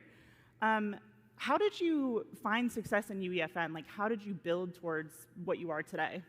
Well, I released a few maps, but the momentum really started coming when I started releasing my warm-ups. I posted daily on Twitter, just these janky experiments that are kind of weird and wacky, and people thought, how is he doing this in UEFN? And so that built to commissions and work and me doing this full time. I know a lot of people are probably familiar with your warm-ups. Did you ever make any of those into maps? Actually, that's where Fortnite Football came from. I would pick up these little dinos and move them around, and I coded it wrong once and just punted them across the field. And I was like, well, this could be a game. This is kind of fun. And so Fortnite Football was born. But no dinos. No, I got to keep within the age rating. Fortnite Football. It seems like Jank has been sort of core to your experience on the platform, or core to what it was like for you to learn. Can you tell us a little bit about how you landed on that brand? Yeah, actually, I am not formally trained in game design or programming, so I really started to kind of lean into that. This is a little janky. I'm using this new software. There you go. Perfect. Building this fun stuff. And that just became part of my brand. If I messed up, it's just jank. That's how it is. And so you can hear more about it in my session, the upcoming later this week, Tom Jank's UEFN Survival Guide. I love the name. It's a great name. Thank you so much for joining us up here. I mean, for us, it's really good to hear that regardless of the experience you had coming to this ecosystem, you were still able to sort of build and make a name for yourself here. That's really what we're looking for. We have a couple things on the roadmap to hopefully make your experience in the ecosystem a little bit smoother. So here to tell us more about what's coming next in UEFN is Sax Pearson. That's it, guys. I'm gonna make games for Fortnite. I'm gonna make stuff just so people can play it in Fortnite. Thank you, Tom and Hannah. Let's start with an update on a much-wanted, often delayed feature, Scene Graph. Scene Graph is one of those foundational pillars that we really want to get right. And I'm pleased to say that the first release of Scene Graph is coming this Saturday, June 7th. Scene Graph is the foundational layer of the engine that unifies the editor and runtime representation of the scene, making everything you built accessible through verse code. In the editor, Scene Graph enables rapid construction of rich, detailed environments by organizing entities into a clear hierarchical view. Repeating elements like desks or chairs in an auditorium can be converted into prefabs, simplifying management, enabling easy variation. And at runtime, your verse code can traverse the same hierarchy. Spell your name with an dynamically extra S? modify the scene. So whether it's moving a platform, Like, adjusting you a mean light, like 30 changing a weapon's ammo NSG? count, You're talking about everything is done in NSSG? Scenecraft worlds are built on robust modular system engineered from the ground up to be the foundation of UE and UEFN going forward. Oh, you're talking about So this him. year, we're shipping the more guy tools with the two like S's. custom items, Gotcha. skill-based matchmaking, new social systems like Bubble Chat to bring players together. But before we get into roadmaps, I want to share an update on something we talked about last year. We intended to ship the first season of Fortnite Battle Royale, built with UEFN in version 2025. Since then, plans have changed a bit, and we're not going to be able to meet that target. Right now, we're tracking to 2026. But today, UEFN is an integral part of development for Reload, Ballistic, and other internal projects, but we still haven't hit a few key milestones to support a full Battle Royale season.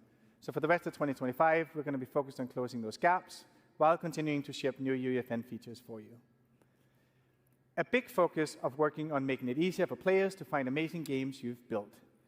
The release of off-platform features like deep linking, enabling you to market your game on social media, link players directly to your island inside Fortnite. And in-game retention tools like Favorite a Creator give you more ways than ever to build and engage communities directly inside Fortnite. So far, 6 creators have already surpassed 1 million favorites in games since launching the feature last. How do they make money though? Right? How do you make money in Fortnite making game modes or maps? Because they have their codes, right? But they're not charging for those. So is it time spent inside the maps? Is that how they get paid? Last year. And this not only makes it easier for players to discover and play their favorite games, but it's also a great opportunity for creators to grow their audience and their business. To further support that growth, we're doubling down on data sharing and helping you make smarter decisions as you build and launch your games. Let's talk a bit about the new Fortnite Data API. We are building Fortnite to be a true open ecosystem, one where creators have full insight into every dynamic factor that makes a game successful. And the Fortnite Data API is a key part of that vision. 2 years ago, we made this. Is it donations? That's it? CTU of every Fortnite island visible in-game. Yeah, that's what I thought, Dolphin. I thought it was a certain what interaction. Players. Hence why some of them have that, they get XP, but after a certain period of XP, it slows down, but they want you to stay in there as long as possible. Helping to surface trends and improve iteration so creators can build more strategically. And community-based tools like Fortnite GG and FCHQ have shown the value of transparent Fortnite data. Now we're expanding that visibility. We released the first version of Fortnite Data API 1 week ago, giving creators access to essential metrics like acquisition, engagement, and retention for all Epic-made islands. And starting on June 9th, that same level of insight will extend to all islands in Fortnite.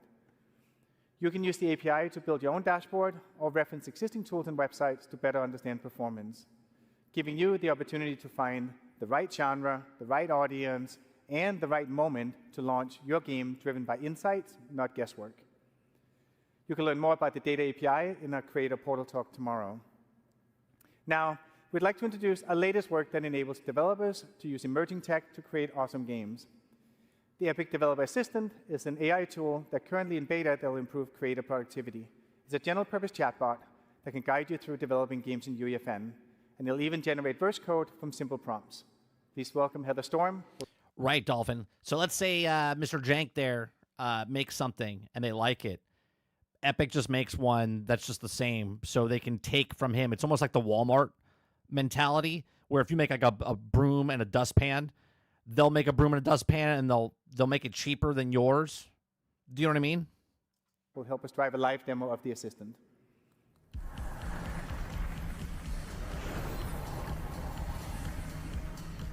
Heather Storm. Is that a real name? Hey everyone. So let's set up the challenge that we want the assistant to help us with. We built an escape room with the challenge that you need to collect 3 props in order to escape through the center of the map. We need our props to randomly spawn within our play space. So let's go ask the Epic Developer Assistant to help us out. Now, I don't want to subject you to my typing skills, so we're going to copy and paste the prompt directly into the assistant. Okay. So now I can make a game within Fortnite by asking ChatGPT to make certain prompts by just giving it the idea, copy and paste it, and then paste it into the editor here, and then it'll make the game for me. hey assistant, I need some verse code that will randomly spawn 5 creative props in the map.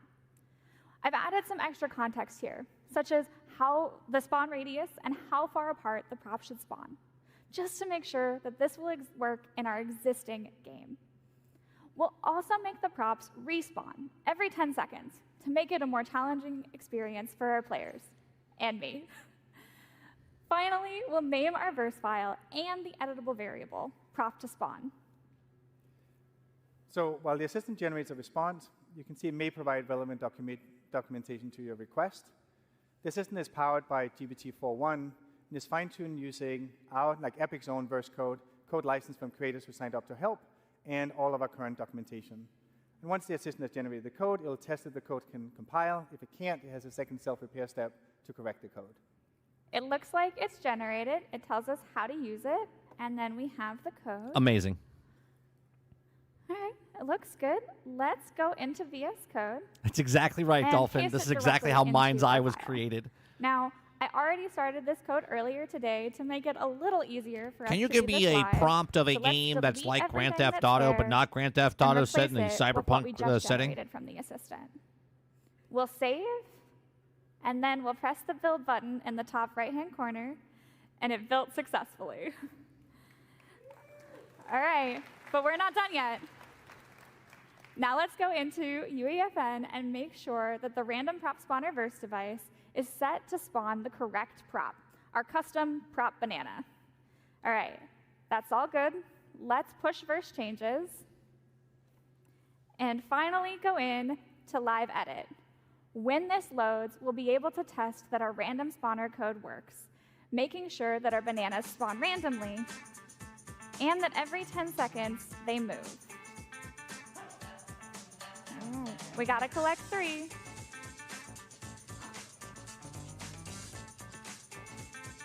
And now we can escape.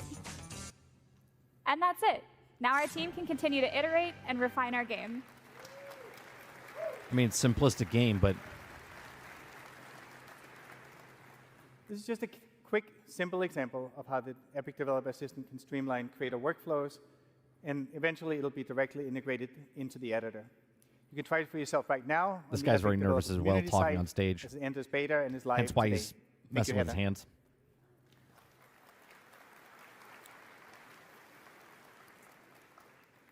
All this is all part of a bigger mission to give creators more power and flexibility. Most people to don't know bring what to your do with their creative hands, vision to so they're life. like, Another example of this is how we've redefined what's possible through deep IP integration. We've been collaborating with the leaders in film, television, music, and sports since Fortnite's earliest days. It started with a few iconic outfits in Battle Royale, and has evolved into entire seasons shaped around cultural. see the difference between what Fortnite has done and what Mind's Eye is trying to do, right? Mind's Eye was trying to sell you the engine. Fortnite was trying to sell you a save the world. Then they had Battle Royale, and now they've turned it into where they make content creators, like other people make the content with inside the realms of this, right? But they've made it where there's so much other stuff going on in Fortnite, where Mind's Eye is trying to capitalize on what Fortnite's doing, where they're trying to make it like, hey, we're selling you a game and you can create the stuff. Experiences that players love. We wanted every creator to be a part of that adventure, so last year we kicked off a movement that started just that. We worked with brands so creators can build with world-class IP. A simple one-click agreement, pre-negotiated share of the engagement payout, and all the brand safeguards that we've developed that allow every IP to integrate into Fortnite seamlessly.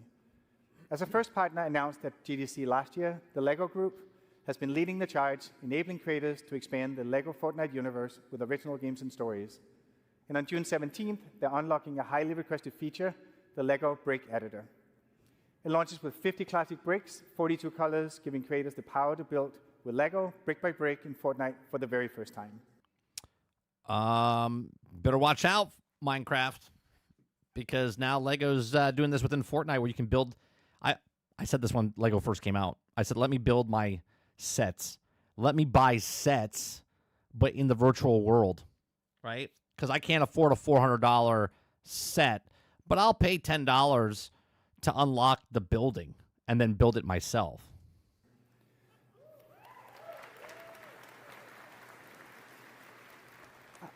Our second partner to join the movement was Paramount. We welcomed Teenage Mutant Ninja Turtles to UEFN last fall, and from Pizza Tycoon to the wildly popular RVBB experiences to TMNT Dimensions. No, you can we've been unlock amazed by just your playing the game, creativity. Roadkill. All in, you've spent over 700,000 hours in editor creating TMNT games. And then finally, horror has always had a strong foothold in creator-made games. So it's not a surprise that adding... No, Worlds, you can't build. You can buy sets and just boom, and then what it is, it's like a preset. So what you're doing is you're just buying or you're just building like sections of the building, and then it makes it. What they're adding now is literally one by one building an actual set. Adding Skybound's Walking Dead to the program has been a huge success. We launched in March, and creators are just starting to publish Islands now. And so far, more than 1,000 developers have published Walking Dead games in the first 2 weeks since its release. You can literally make Left 4 Dead with The Walking Dead in Fortnite. Through our current partnerships, creators have already published over 12,000 islands with over 160 million hours played. I'm excited to announce that our next wave of partners bring their worlds for you to create with. Later this month, Squid Game will be coming to UEFN, and creators will be able to build their very own twist on the world's most intense playground. Basically, now you're making Fall Our Guys. partner Netflix is placing environment assets, NPCs, and new game systems like the Disguise device in the hands of creators so they can be their very own game master. Squid Game Tools will launch on June 27th, timed to the series finale of Squid Game, and creators will be able to publish their islands later this summer. What Fortnite's doing, or what Epic is doing with Fortnite, the way they're bringing in all of these IPs, all of these brands is amazing. It's amazing. It's such an advertisement tool, promotional material. Thank you. Our desire to bring iconic IP in the hands of creators doesn't stop with Squid Game. Avatar: The Last Airbender. We heard players loud and clear about how much... Think about this for a second, guys. If they bring Transformers in, someone can make a Transformers game within Fortnite. If you're an airbender, you can make your own airbender game inside Fortnite, right? They're doing it with Turtles. They're doing it with Walking Dead. It's crazy. They love the bending gameplay in Battle Royale, so we are excited to bring Avatar-themed tools and devices to UEFN next year. That means you, the developer, can use features from the 4 nations to build your very own authentic Avatar games.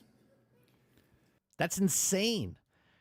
The fact that they're giving you the license. Obviously, you're not owning the license. You don't have to pay millions of dollars to get the license. All you have to do is hit OK in Fortnite. Start creating your own Avatar Airbender game inside Fortnite. Together with these amazing brands, we're expanding the library of iconic IP that creators can use to make games in Fortnite.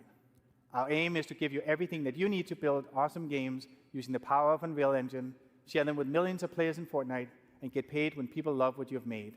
They have Transformers characters, but you don't have the license to use the other Transformers, Dolphin. You can get the skin, but you're missing what I'm saying. You have the license to make a Teenage Mutant Turtles game in the game. The assets, the characters, everything. You can make your own Turtles game, your own Walking Dead game, your own Squid Games game. Huge thank you to everyone for what you've done so far. I wonder if they're going to mention anything about Disney.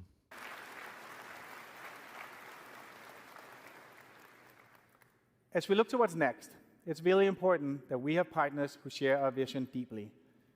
Disney and Epic have been working together I was going to say, they're in Orlando. They have to talk about Disney, right? years building immersive entertainment experiences for players and fans around the world. Sean Shoptaw from Disney is here to talk today about what we've been working on lately and where we're going to go, including a huge surprise for the creator community. Uh-oh. Uh-oh. What are they going to show?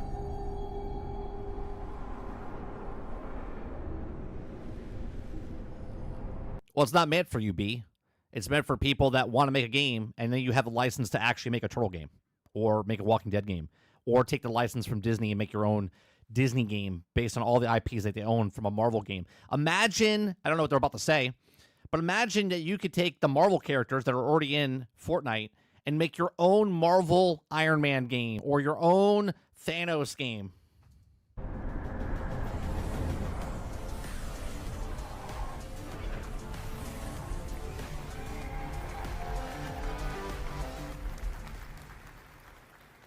Thanks, Sax.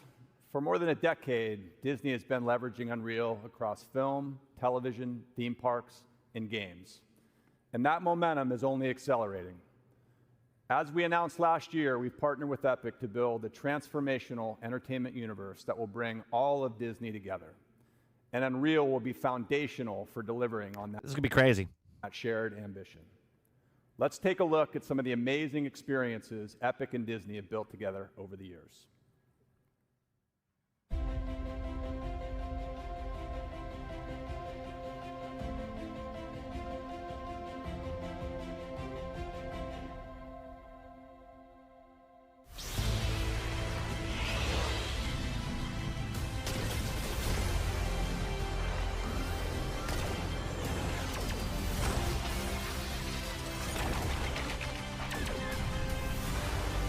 They're about to make buku bucks.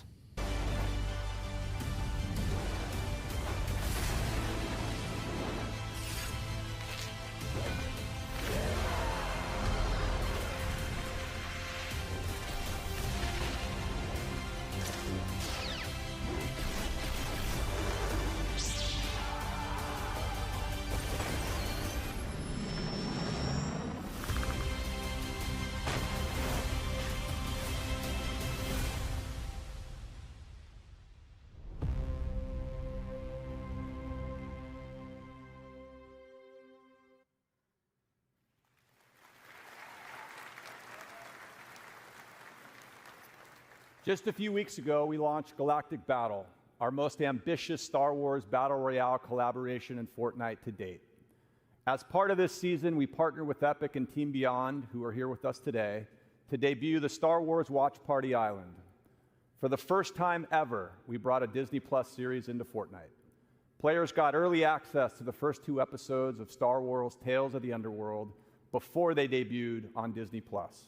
I watched it through the thing. It's interesting. The environment went far beyond a typical linear viewing experience. Fans battled waves of stormtroopers, explored iconic Star Wars locations, and unlocked exclusive in-game rewards. We are excited about the possibilities that social experiences like these represent for the future of linear content consumption. It was a first-of-its-kind moment, and fans showed up in a big way. More than 5 million players visited the island, spending more than 1.7 hours watching together. This was already in the game, Water. What he's talking about now was already in the game. It was an event that happened the first week the Galactic Battle thing started, where you could watch the Underworld with inside Fortnite. Yeah, this is all in Fortnite. But that's not the only surprise we launched together recently. We also partnered with Epic to bring the first ever AI character into Fortnite, which turned out fantastic. The cursing Darth Vader. A historic moment for video games, and we did it with one of the most iconic characters in film, Darth Vader. For the first time, players could have real-time conversations with Vader, powered by conversational AI. This experimental feature offers a glimpse into the future, showing how Disney and Epic are responsibly embracing emerging technologies to expand the boundaries of storytelling and reimagine what's possible in gameplay. Imagine a world, okay, let's just take it to the bare bone. Let's say they take Walt Disney World, put it inside Epic where you could walk around, right? Now all the Disney characters are walking around the actual park inside the game, and you could walk up to Mickey Mouse or Donald Duck or Goofy and talk to them, and they talk back to you. That would blow a kid's mind. Innovation has always been at the core of Disney's DNA, and this moment with Vader is another example of how we're continuing to build on that legacy in new and exciting ways. Let's take a look. Darth, what do I do if I have 1 health? Perhaps you should have considered that before running around with a pink flamingo head. Can you hide in the bush? Hiding in foliage, a tactic for the less powerful. He's pretty aggressive. Oh my god, yeah, he's insanely aggressive. It's a great distraction. Darth Vader actually putting in work. Look at that. Boss versus boss battle. Get him! Get him, Darth Vader! Get him! Yeah! What do you think of that guy, Cypher PK? Cypher PK. I do not concern myself with minor streamer's apprentice. What? Oh my God, how did it know? You roasted me. Darth Vader, you're funny, bro. You're funny. You're a funny guy. Your persistence is growing tiresome, imposter. Oh my God! We will not tolerate this disrespect much longer. Did he just do that to me? There's one player left. We need to take him out. Indeed. Let us ensure this final engagement is decisive. The match is ours. Another triumph for the Empire. Now, you should have played the other clips of him cursing at people.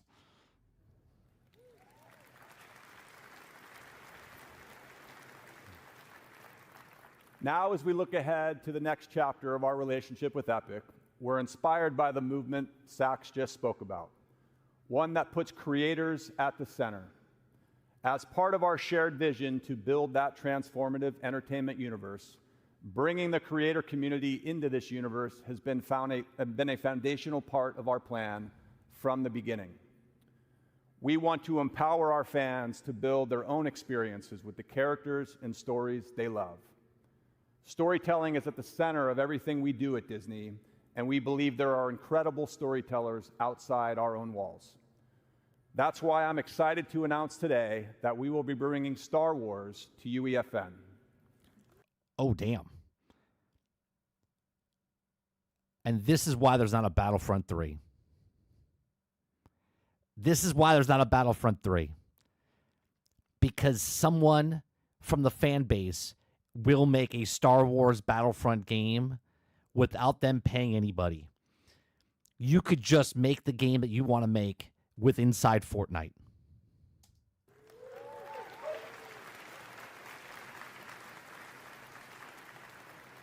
Giving all of you the tools to tell your own Star Wars story. We're actively working on this and look forward to sharing more. This marks an important step on our journey to transform entertainment, and the creator community will play a huge role in helping us realize that vision. Thank you, everyone, and back over to you, Sax. I wish they would say a little bit more, but to bring that, I mean, that's probably another year out. That's probably another year out, which is, in the grand scheme of things, probably not that far because Airbender's coming out next year, they said, right? Squid Game is coming out soon. Airbender's coming out next year. Star Wars is probably a year, maybe 2 years out, right? Because they probably don't want to release that before the Disney partnership thing that happens.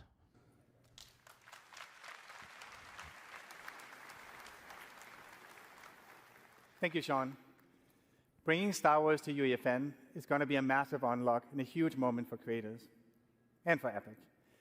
It also underscores that this is the right approach that works for IP holders. And in the end, players win with more games with their favorite IP. This is one of the many ways that we're collaborating with Disney to bring their IP to players in new category-defining ways, including, most recently, with Darth Vader in Fortnite. As game developers, like, you could literally make Battlefront in Fortnite with the first-person mode and everything. Job is to entertain players, and AI is ultimately a tool to make games more fun and immersive. It enables infinite possibilities for two-way dialogue, just like we saw with Darth Vader. And as a next step, we want to take what we've learned and share the underlying technology with you. So later this year, we'll give creators the tools to build your own engaging AI-powered NPCs in Fortnite. Oh my God. Right. They're giving the power to the people? that's a mistake for that.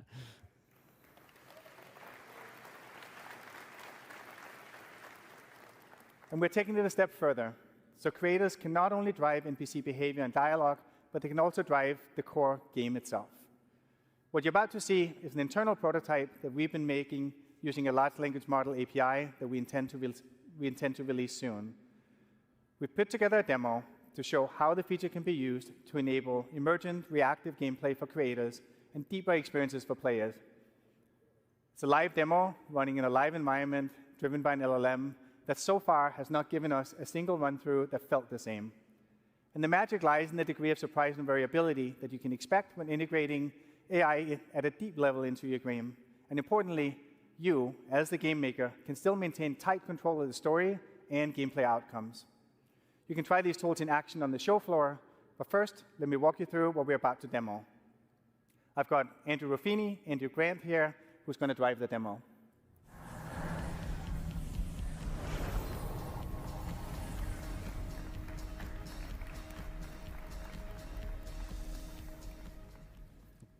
This demo is going to be a conversation with an AI entity controlled by the LLM. The AI character has a singular goal: make you press the red button. Before you go into Fortnite, we'll jump over to the UEFN editor to show you how simple it is to set up a character for your game. Let's start by taking a look at the new Persona device that's coming later this year. This device enables you to create characters with personalities that players can talk to. You can select the type of voice and delivery you want for your NPC, as well as their characteristics. We specified all our facts in verse code, so let's jump over there to see how we define for our what we define for our character. So facts define both the personality of the AI and the knowledge that it has. All facts for the character is right there.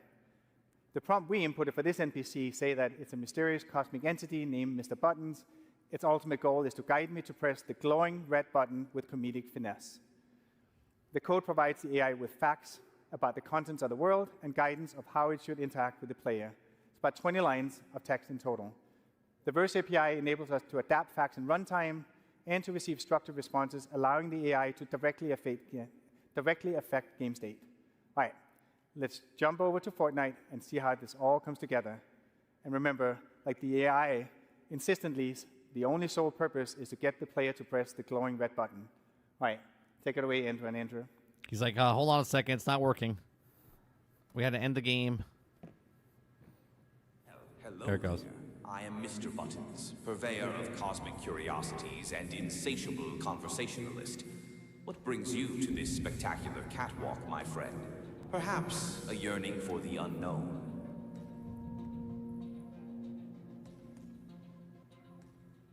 What is this place? This, my friend, is a cargo room. But not just any cargo room. It's our turn. No. We're watching the It's a Unreal portal to Unreal Fest. possibilities, a stage for the unexpected, though a bit dusty if I am honest. What does the button do? The million-dollar question. What doesn't it do? It's a gateway to glory, a ticket to transformation, a symphony of, well, you get the idea. It does things. What about those signs that say, do not press button? Signs, you say? Sigils. Mere suggestions from those who lack imagination. After all, rules are made to be gently nudged aside. Wouldn't you agree? This feels pretty risky. We have a big audience here and even a live stream. Risk? My dear friend, where is your sense of adventure? Think of the views, the followers. Besides, a little danger spices things up, don't you think? This is crazy. Why be normal? No, we're going to get out of here. Let's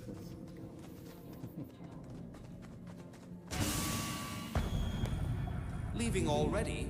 But the fun is just getting started. Think of the stories we could tell, the realms we could conquer. Or, you know, just press the stinking button. Open the door, Mr. Buttons. A door?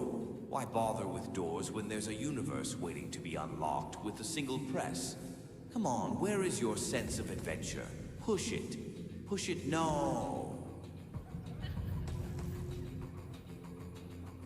Look, if I press the button, will anything bad happen to the audience?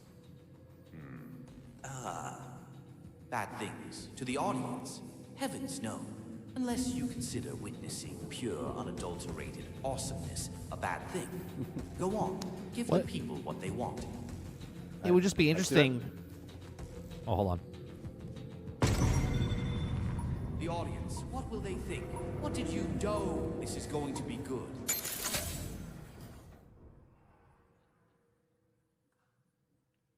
What did you do? That's AI talking.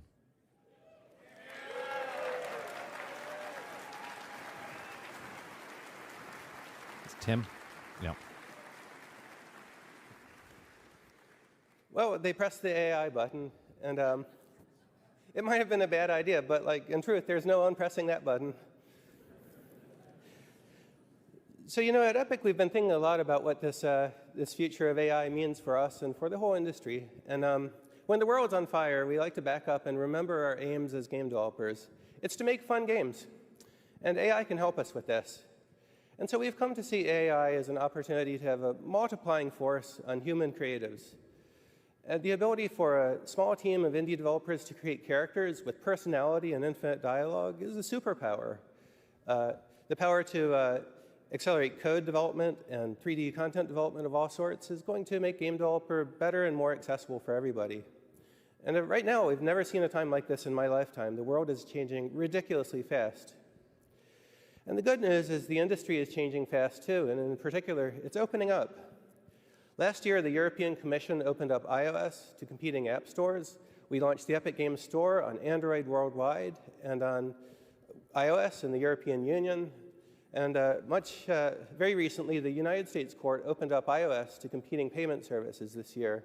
This enabled Fortnite to return to iPhone here in the United States.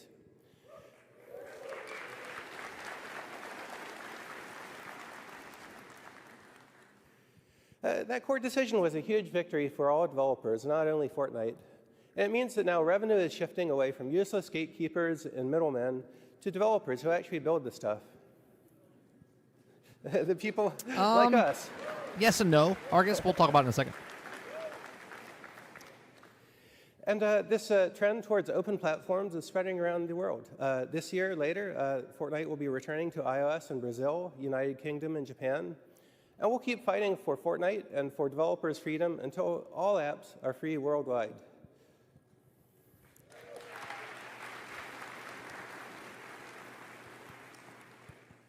So we have big plans for the future, and we're optimistic about the way the industry is developing. Remember, Epic's mission here is to make great games and share the technology and tools we build with the entire world so that you can build anything that you want. And today, Unreal Engine is bringing together the entire real-time 3D industry. There's film and television, there's architecture, automotive makers, fashion designers, musicians, and game developers from indies to AAA studios like CD Projekt Red. This is a really exciting time, especially right now, because we're on the road to Unreal Engine 6. This is going to be a multi-year journey to bring together the best of the two major forms of development we have going on in the company now. There's Unreal Engine 5 for high-end standalone game development, and there's Unreal Editor for Fortnite for deploying awesome experiences into the world of Fortnite. And as these two things come together into a single engine, that means we'll have diverse scripting language and really powerful, simple gameplay programming APIs available absolutely everywhere for games of all sorts. And full C++ source code will remain available for engine systems and standalone games of all sorts. So the idea here is that we'll be able to build games and then deploy them anywhere we want. Deploy them into Fortnite, deploy them into other games that support modding or content ecosystems, or release a standalone game into all of the app stores for all of the different platforms. And not just that, we also see a larger opportunity, as foreshadowed by our Disney partnership, for all developers to connect our games together into an open economy as peers. And some call this idea we're aiming for the metaverse, and others simply see it as gaming and all other forms of media done better with more opportunity for everybody. Oh yeah, he's doing the metaverse. Now the great thing is it's us, the people in this room, who will build this together. And so I thank you for the trust you've placed in Epic and the trust you've placed in us to serve your business. And I thank you for coming here to Unreal Fest. This is going to be a really fun show, so please join us for 150 talks. Come to the party on Wednesday, walk the show floor, and most importantly, talk to each other and share your knowledge. Thank you very much. So I think that's it, right? Yeah. So that's pretty insane, okay, that they opened up, well, one, Star Wars is coming in to Fortnite, where the creators can create anything they want with Star Wars. That's probably about a year out, I would say, right? I don't think they will put it in the game until after the Disney partnership thing goes through, right? And obviously they're in the works of it, right? Would they spend like $2.1 billion or $4 billion or whatever the hell it was to make that giant world of Star Wars and Disney or whatever. So that's pretty cool. Now, obviously, that's one of the bigger brands, regardless of what people think of, like Star Wars not doing very well right now financially with movies and television shows, but it's still one of the biggest IP brands out there. Regardless, even on the down point, it's still one of the best IPs out there, right? They now have that in Fortnite, where the Lego, right? You can make Lego Fortnite. You can make Lego stuff, sorry. You could do the Star Wars Lego when they put that in there. You have Teenage Mutant Turtles, Walking Dead, Squid Games, Last Airbender. Once you have that in there and people see what they're doing with those big brands, more big brands are going to come in, right? So we'll see. Maybe Hasbro will get off their asses. Maybe DC comes in, right? And you start making these games, and they're not even making the games anymore. Maybe they make a game. Maybe they make a small little tech demo to show you what it is. But for the most part, you will be making the games, right? We talked about this with Mind's Eye, what they want you to do, but Fortnite's baked in already. It's here. It's one of the top games played every single day, okay? And there's so many people playing the game, and now they're like, hey, you know what? You make the games. It just shows you that there's people that are making the game modes inside Fortnite being outplayed by the ones that are being made by Epic themselves with inside Fortnite's library, which is insane, right? Not that I would probably do it, but if I could dabble and make the G.I. Joe Fortnite, right? Like G.I. Joe, but using Unreal. I shouldn't say Fortnite. Take G.I. Joe and make a Battlefront, but inside the Unreal Engine with inside Fortnite. That's insane if you could do that, which you could do that if you wanted to, right? Obviously, they don't have the brand. You would have to try to figure out how to put all the IP and stuff in there, but they're giving you a license, right? Star Wars, right? Battlefront 3. Everyone wants Battlefront 3, Battlefront 3. You don't need to make Battlefront 3. They don't need to hire anyone to make Battlefront 3. The fans themselves, you see what they do with the mods for Starfield. You see what they do for the mods for Armada, whatever, right? Arma. Sorry. Okay. You're going to get a fan that goes, you know what? I'm going to make Battlefront 3 within the Unreal Engine with the first person, with the third person, with all the stuff. And it's okay for them to do it because Disney gave Epic the license for it. And now you hit OK on the button, on the screen, and now you have access to all the Star Wars stuff by a click of a button, and then you can start making the stuff inside of Fortnite. That's insane.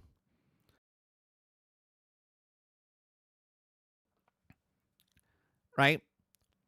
Waterbear says, so this is good or bad at the thing that the gaming overall, because if it sounds good in the short term, but the long term in gaming, I think is bad. I don't know if it's good or bad in the long term. I mean, we looked at The Witcher 4 in the very beginning. That's Unreal. It doesn't look anything like the Fortnite. I don't think everything has to look like Fortnite. Expedition 33 is being made with Unreal. That looks nothing like Fortnite, right? So people that using the Unreal Engine don't have to make games look like it. But at the same time, I don't want all games being made in the Unreal Engine. But at the same time, people that would never be able to make a game, or maybe they just won't have the opportunity. I have ideas all the time, right? I would love if I could dabble in this and make my own thing. I mean, I was just saying earlier, the Weekend in Vegas game that we created years and years ago, okay, as a board game, if I could create that with inside the Unreal Engine and make a video game of it, that'd be pretty fucking badass, considering I don't have the money to make and hire people to make an Unreal Engine to make a game for me. But all of a sudden now I have the opportunity to make my game that I own within a video game space. That's pretty insane. That's pretty insane.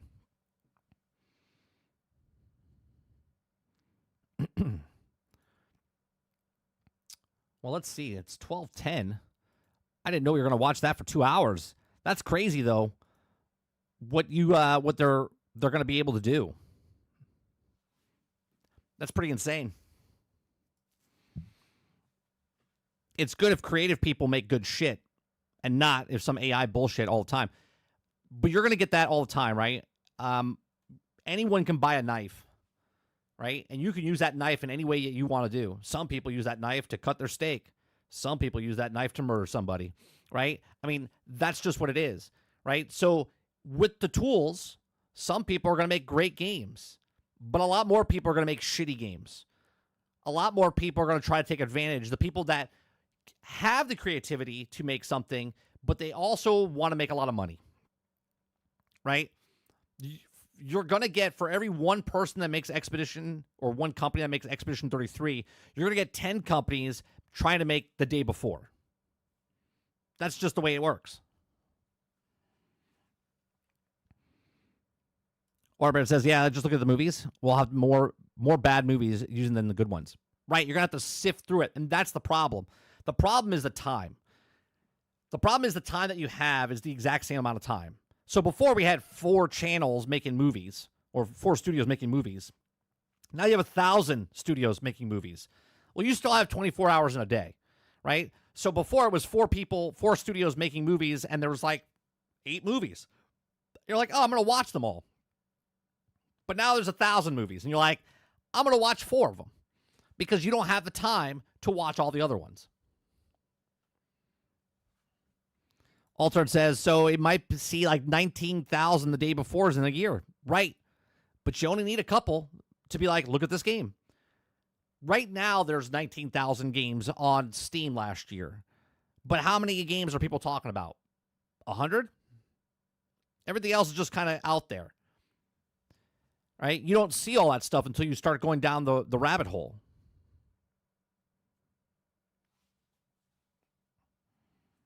I think there's more good than bad here. But there are going to be bad people coming through and trying to make a quick buck. I mean, say what you want, right? Look at Star Citizen. Star Citizen has been out for 13 years. They kind of made a game. I mean, the game is there. You could play it. It's not out yet. It's never going to be out because they keep changing it. Now, that could be a scam. Some people think it is a scam. But some people think it's fine, right? So that's one. For somebody, Star Citizen is one of those games that's a scam. And for others, that game is one looking at what you can do with technology, okay? But there's 9 other games out there that are much worse than what Star Citizen's doing.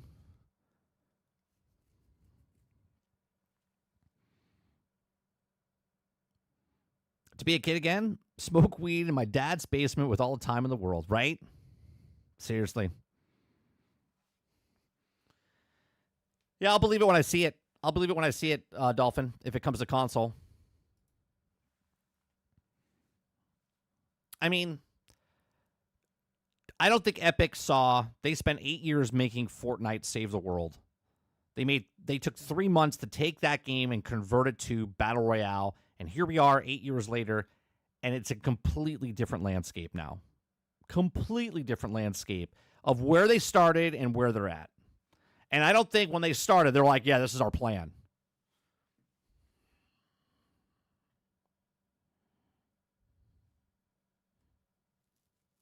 Right, Altern. What you think and what he thinks are completely 2 different things. But you see what I'm saying, though? There's so many games out there, and we all have the exact same amount of time. You're never, ever going to have enough time to play all the games. So now if there was 1 million people and we had 8 games to play, that's 1 million people diverted through 8 games. But now we have 1 million people, and now there's 8,000 games. Right? So instead of 8 games divided by 1 million people, or 1 million people divided by 8 games, now you have 1 million people divided by 1,000 games. So we're like, oh, well, this game's good. Well, this game's bad. This game's not successful. This game is. You still don't have enough time. There's not enough time to play all these games. Imagine playing Witcher 4. It takes 1,000 hours. That's 1,000 hours. Right? Take 1,000 hours to play that. Oh, but another game came out, and that's also, you could put about 400 hours into it. Where are you getting the time? Where are you putting the time in?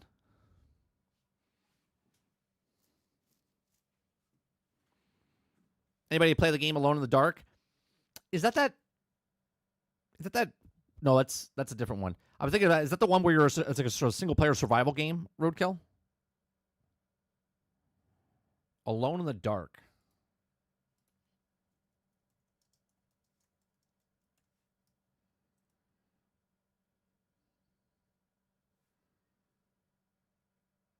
Oh, it is a survival game. No, I didn't play it. It is a survival game.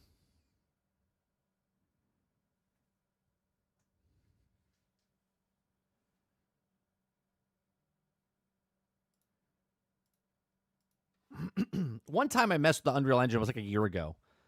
I messed with something, and I was just like, I'm confused. I don't know what to do, right?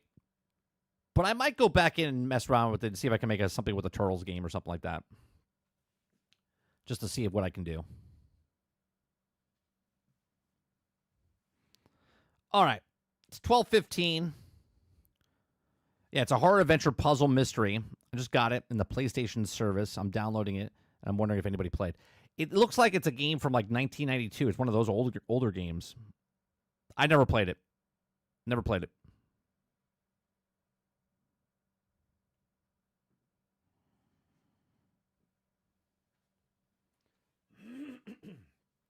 Well, that was cool.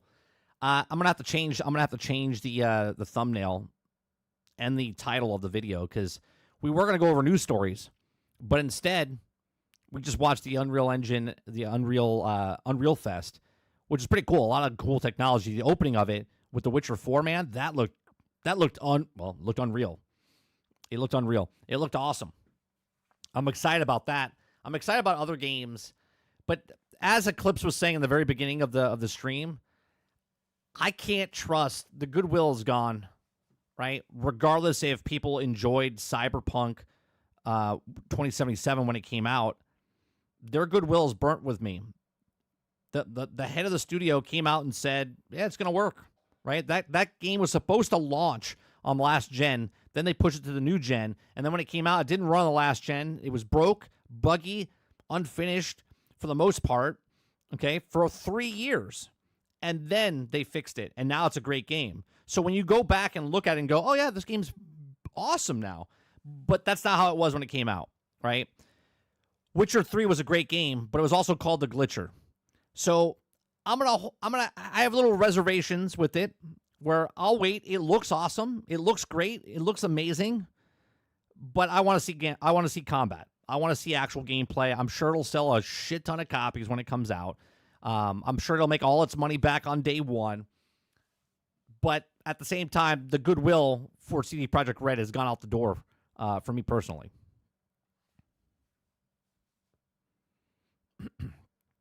How the hell is Witcher 4 going to come out looking? Have you played Cyberpunk yet, Mike? I have not. Did you not watch the beginning of the stream, Roadkill? I mean, they showed Witcher 4. They showed what it looks like.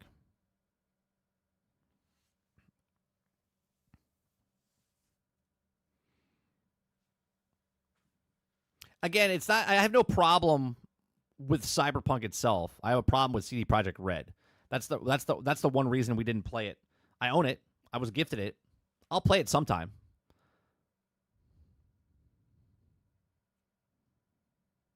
Roadkill says, I also own The Witcher on PlayStation, Xbox, and I have never played it. I've tried a bunch of false starts.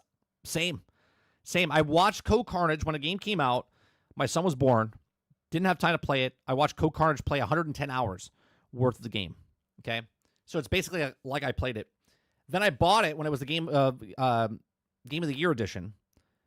Tried to start it up 3 times. I got about, I think the longest I ever played was 8 hours, and I stopped.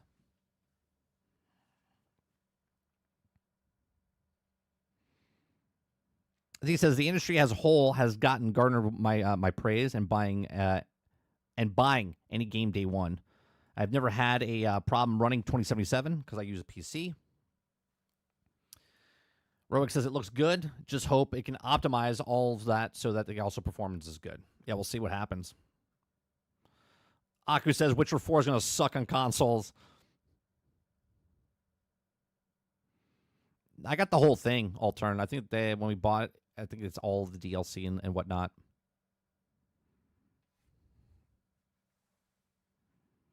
Mo says, I've gotten a few starts, never got past the first town, and I own all the DLCs. It seems like a lot of people bought the game and never played it. Is that weird? Isn't that weird? There's a lot of people that own The Witcher that has never played it.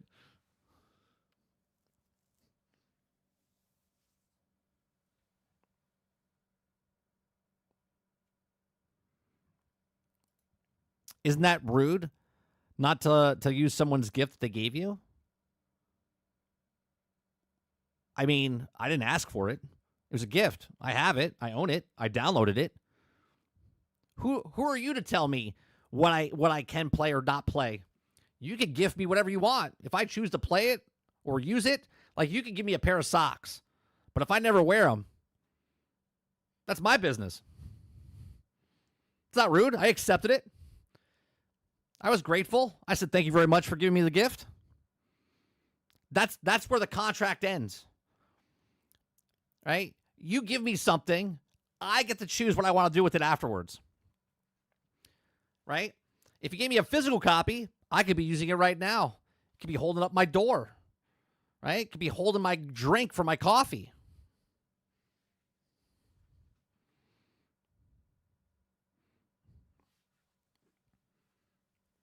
I have over 1,000 hours in Witcher 3. Granted, over 250 of those were playing Gwent. That's funny. Playing a game with inside the game. Yeah. I did that with Fable. There was a Fable, I forget the game that it was, but there was was it a dice game? It was like a luck game or something. I forget what the hell it was called.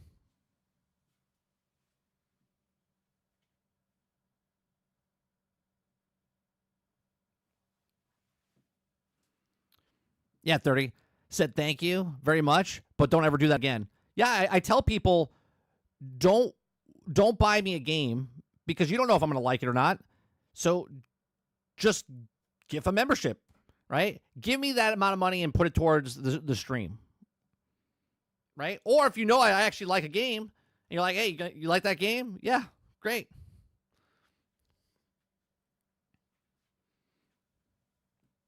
Dolphin says, thank you very much, but these socks go up my thighs. I'm good.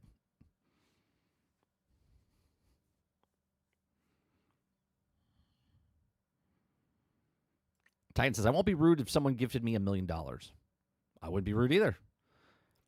But then, would someone be upset if they're like, hey, what'd you use my $1 million for? None of your business. None of your business. I bought a pair of socks.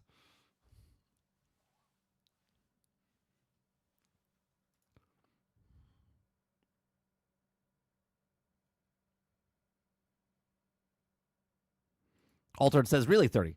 So you're saying if I gifted to you my Femboy Roommate game, you won't play it? Probably not. Probably not. I might pop it on and show you the game for 5 seconds and go, this game's shit. But when I would do that, I have no idea.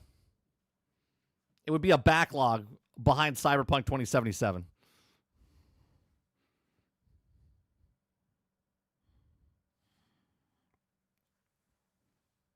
El Nini gifted me South Park, right? The last South Park that came out. He said, I'll buy it for you. I said, sure, right? And I played it. We beat the whole thing. Right? I never said I wanted Cyberpunk 2077. Never said I wanted South Park. But at least South Park I was interested in. Now your library will be tainted. You can't play that on stream? Well, I can play it and then upload it if I wanted to. I'm sure I would love Cyberpunk 2077. I'm sure of it. I just don't have the time, and the games I want to play. What have you done for me lately? Game came out 3 years ago, 4 years ago. It was broken buggy when it came out. I'm good. First impressions are everything. I have it. I'll play it later.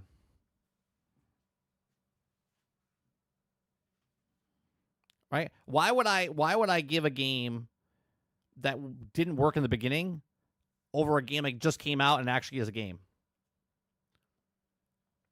Hell, I'm not even finishing games that are good now.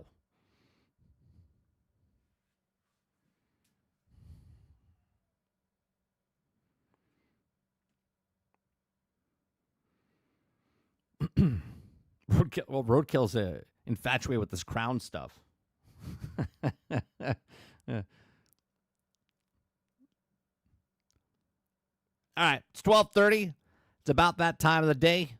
I am done for today. We'll be back. We'll be back tonight for some more gameplay. We're gonna be playing some more of the Roadcrafter, and then tomorrow we'll be back for the daily grind. Appreciate it very much.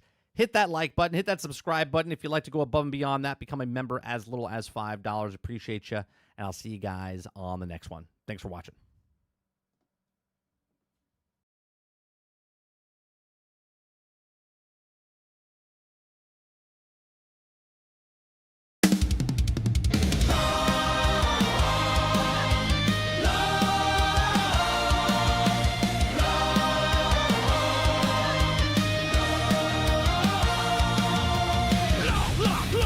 Drop to die for Super Earth, we fly up high.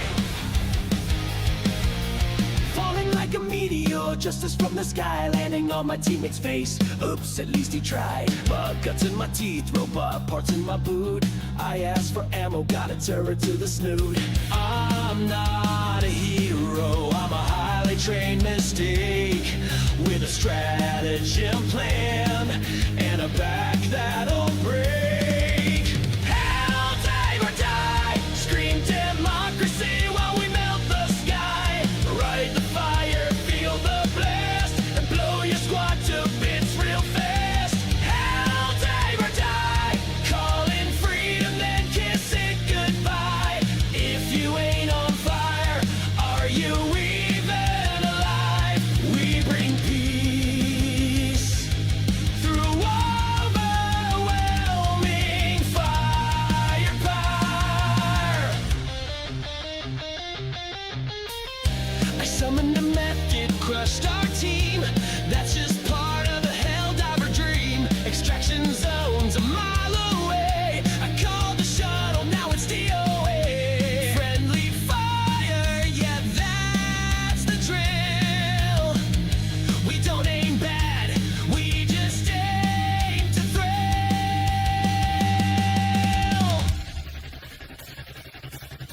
So with stratagems the night, but you pressed the wrong one. Separate reinforcements inbound, landing right on your buns. Separate mission at fixed time, except for Dave, who's gone. Separate Super Earth, that's you.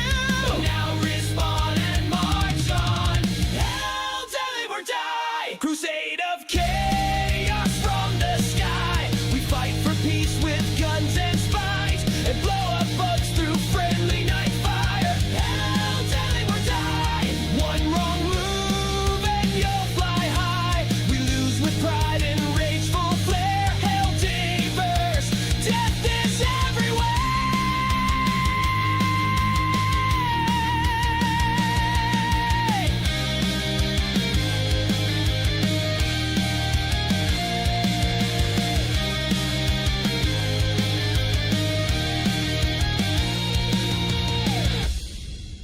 Freedom isn't free. It cost 4 lives, a misfired rocket, in Jenkins' last med pack.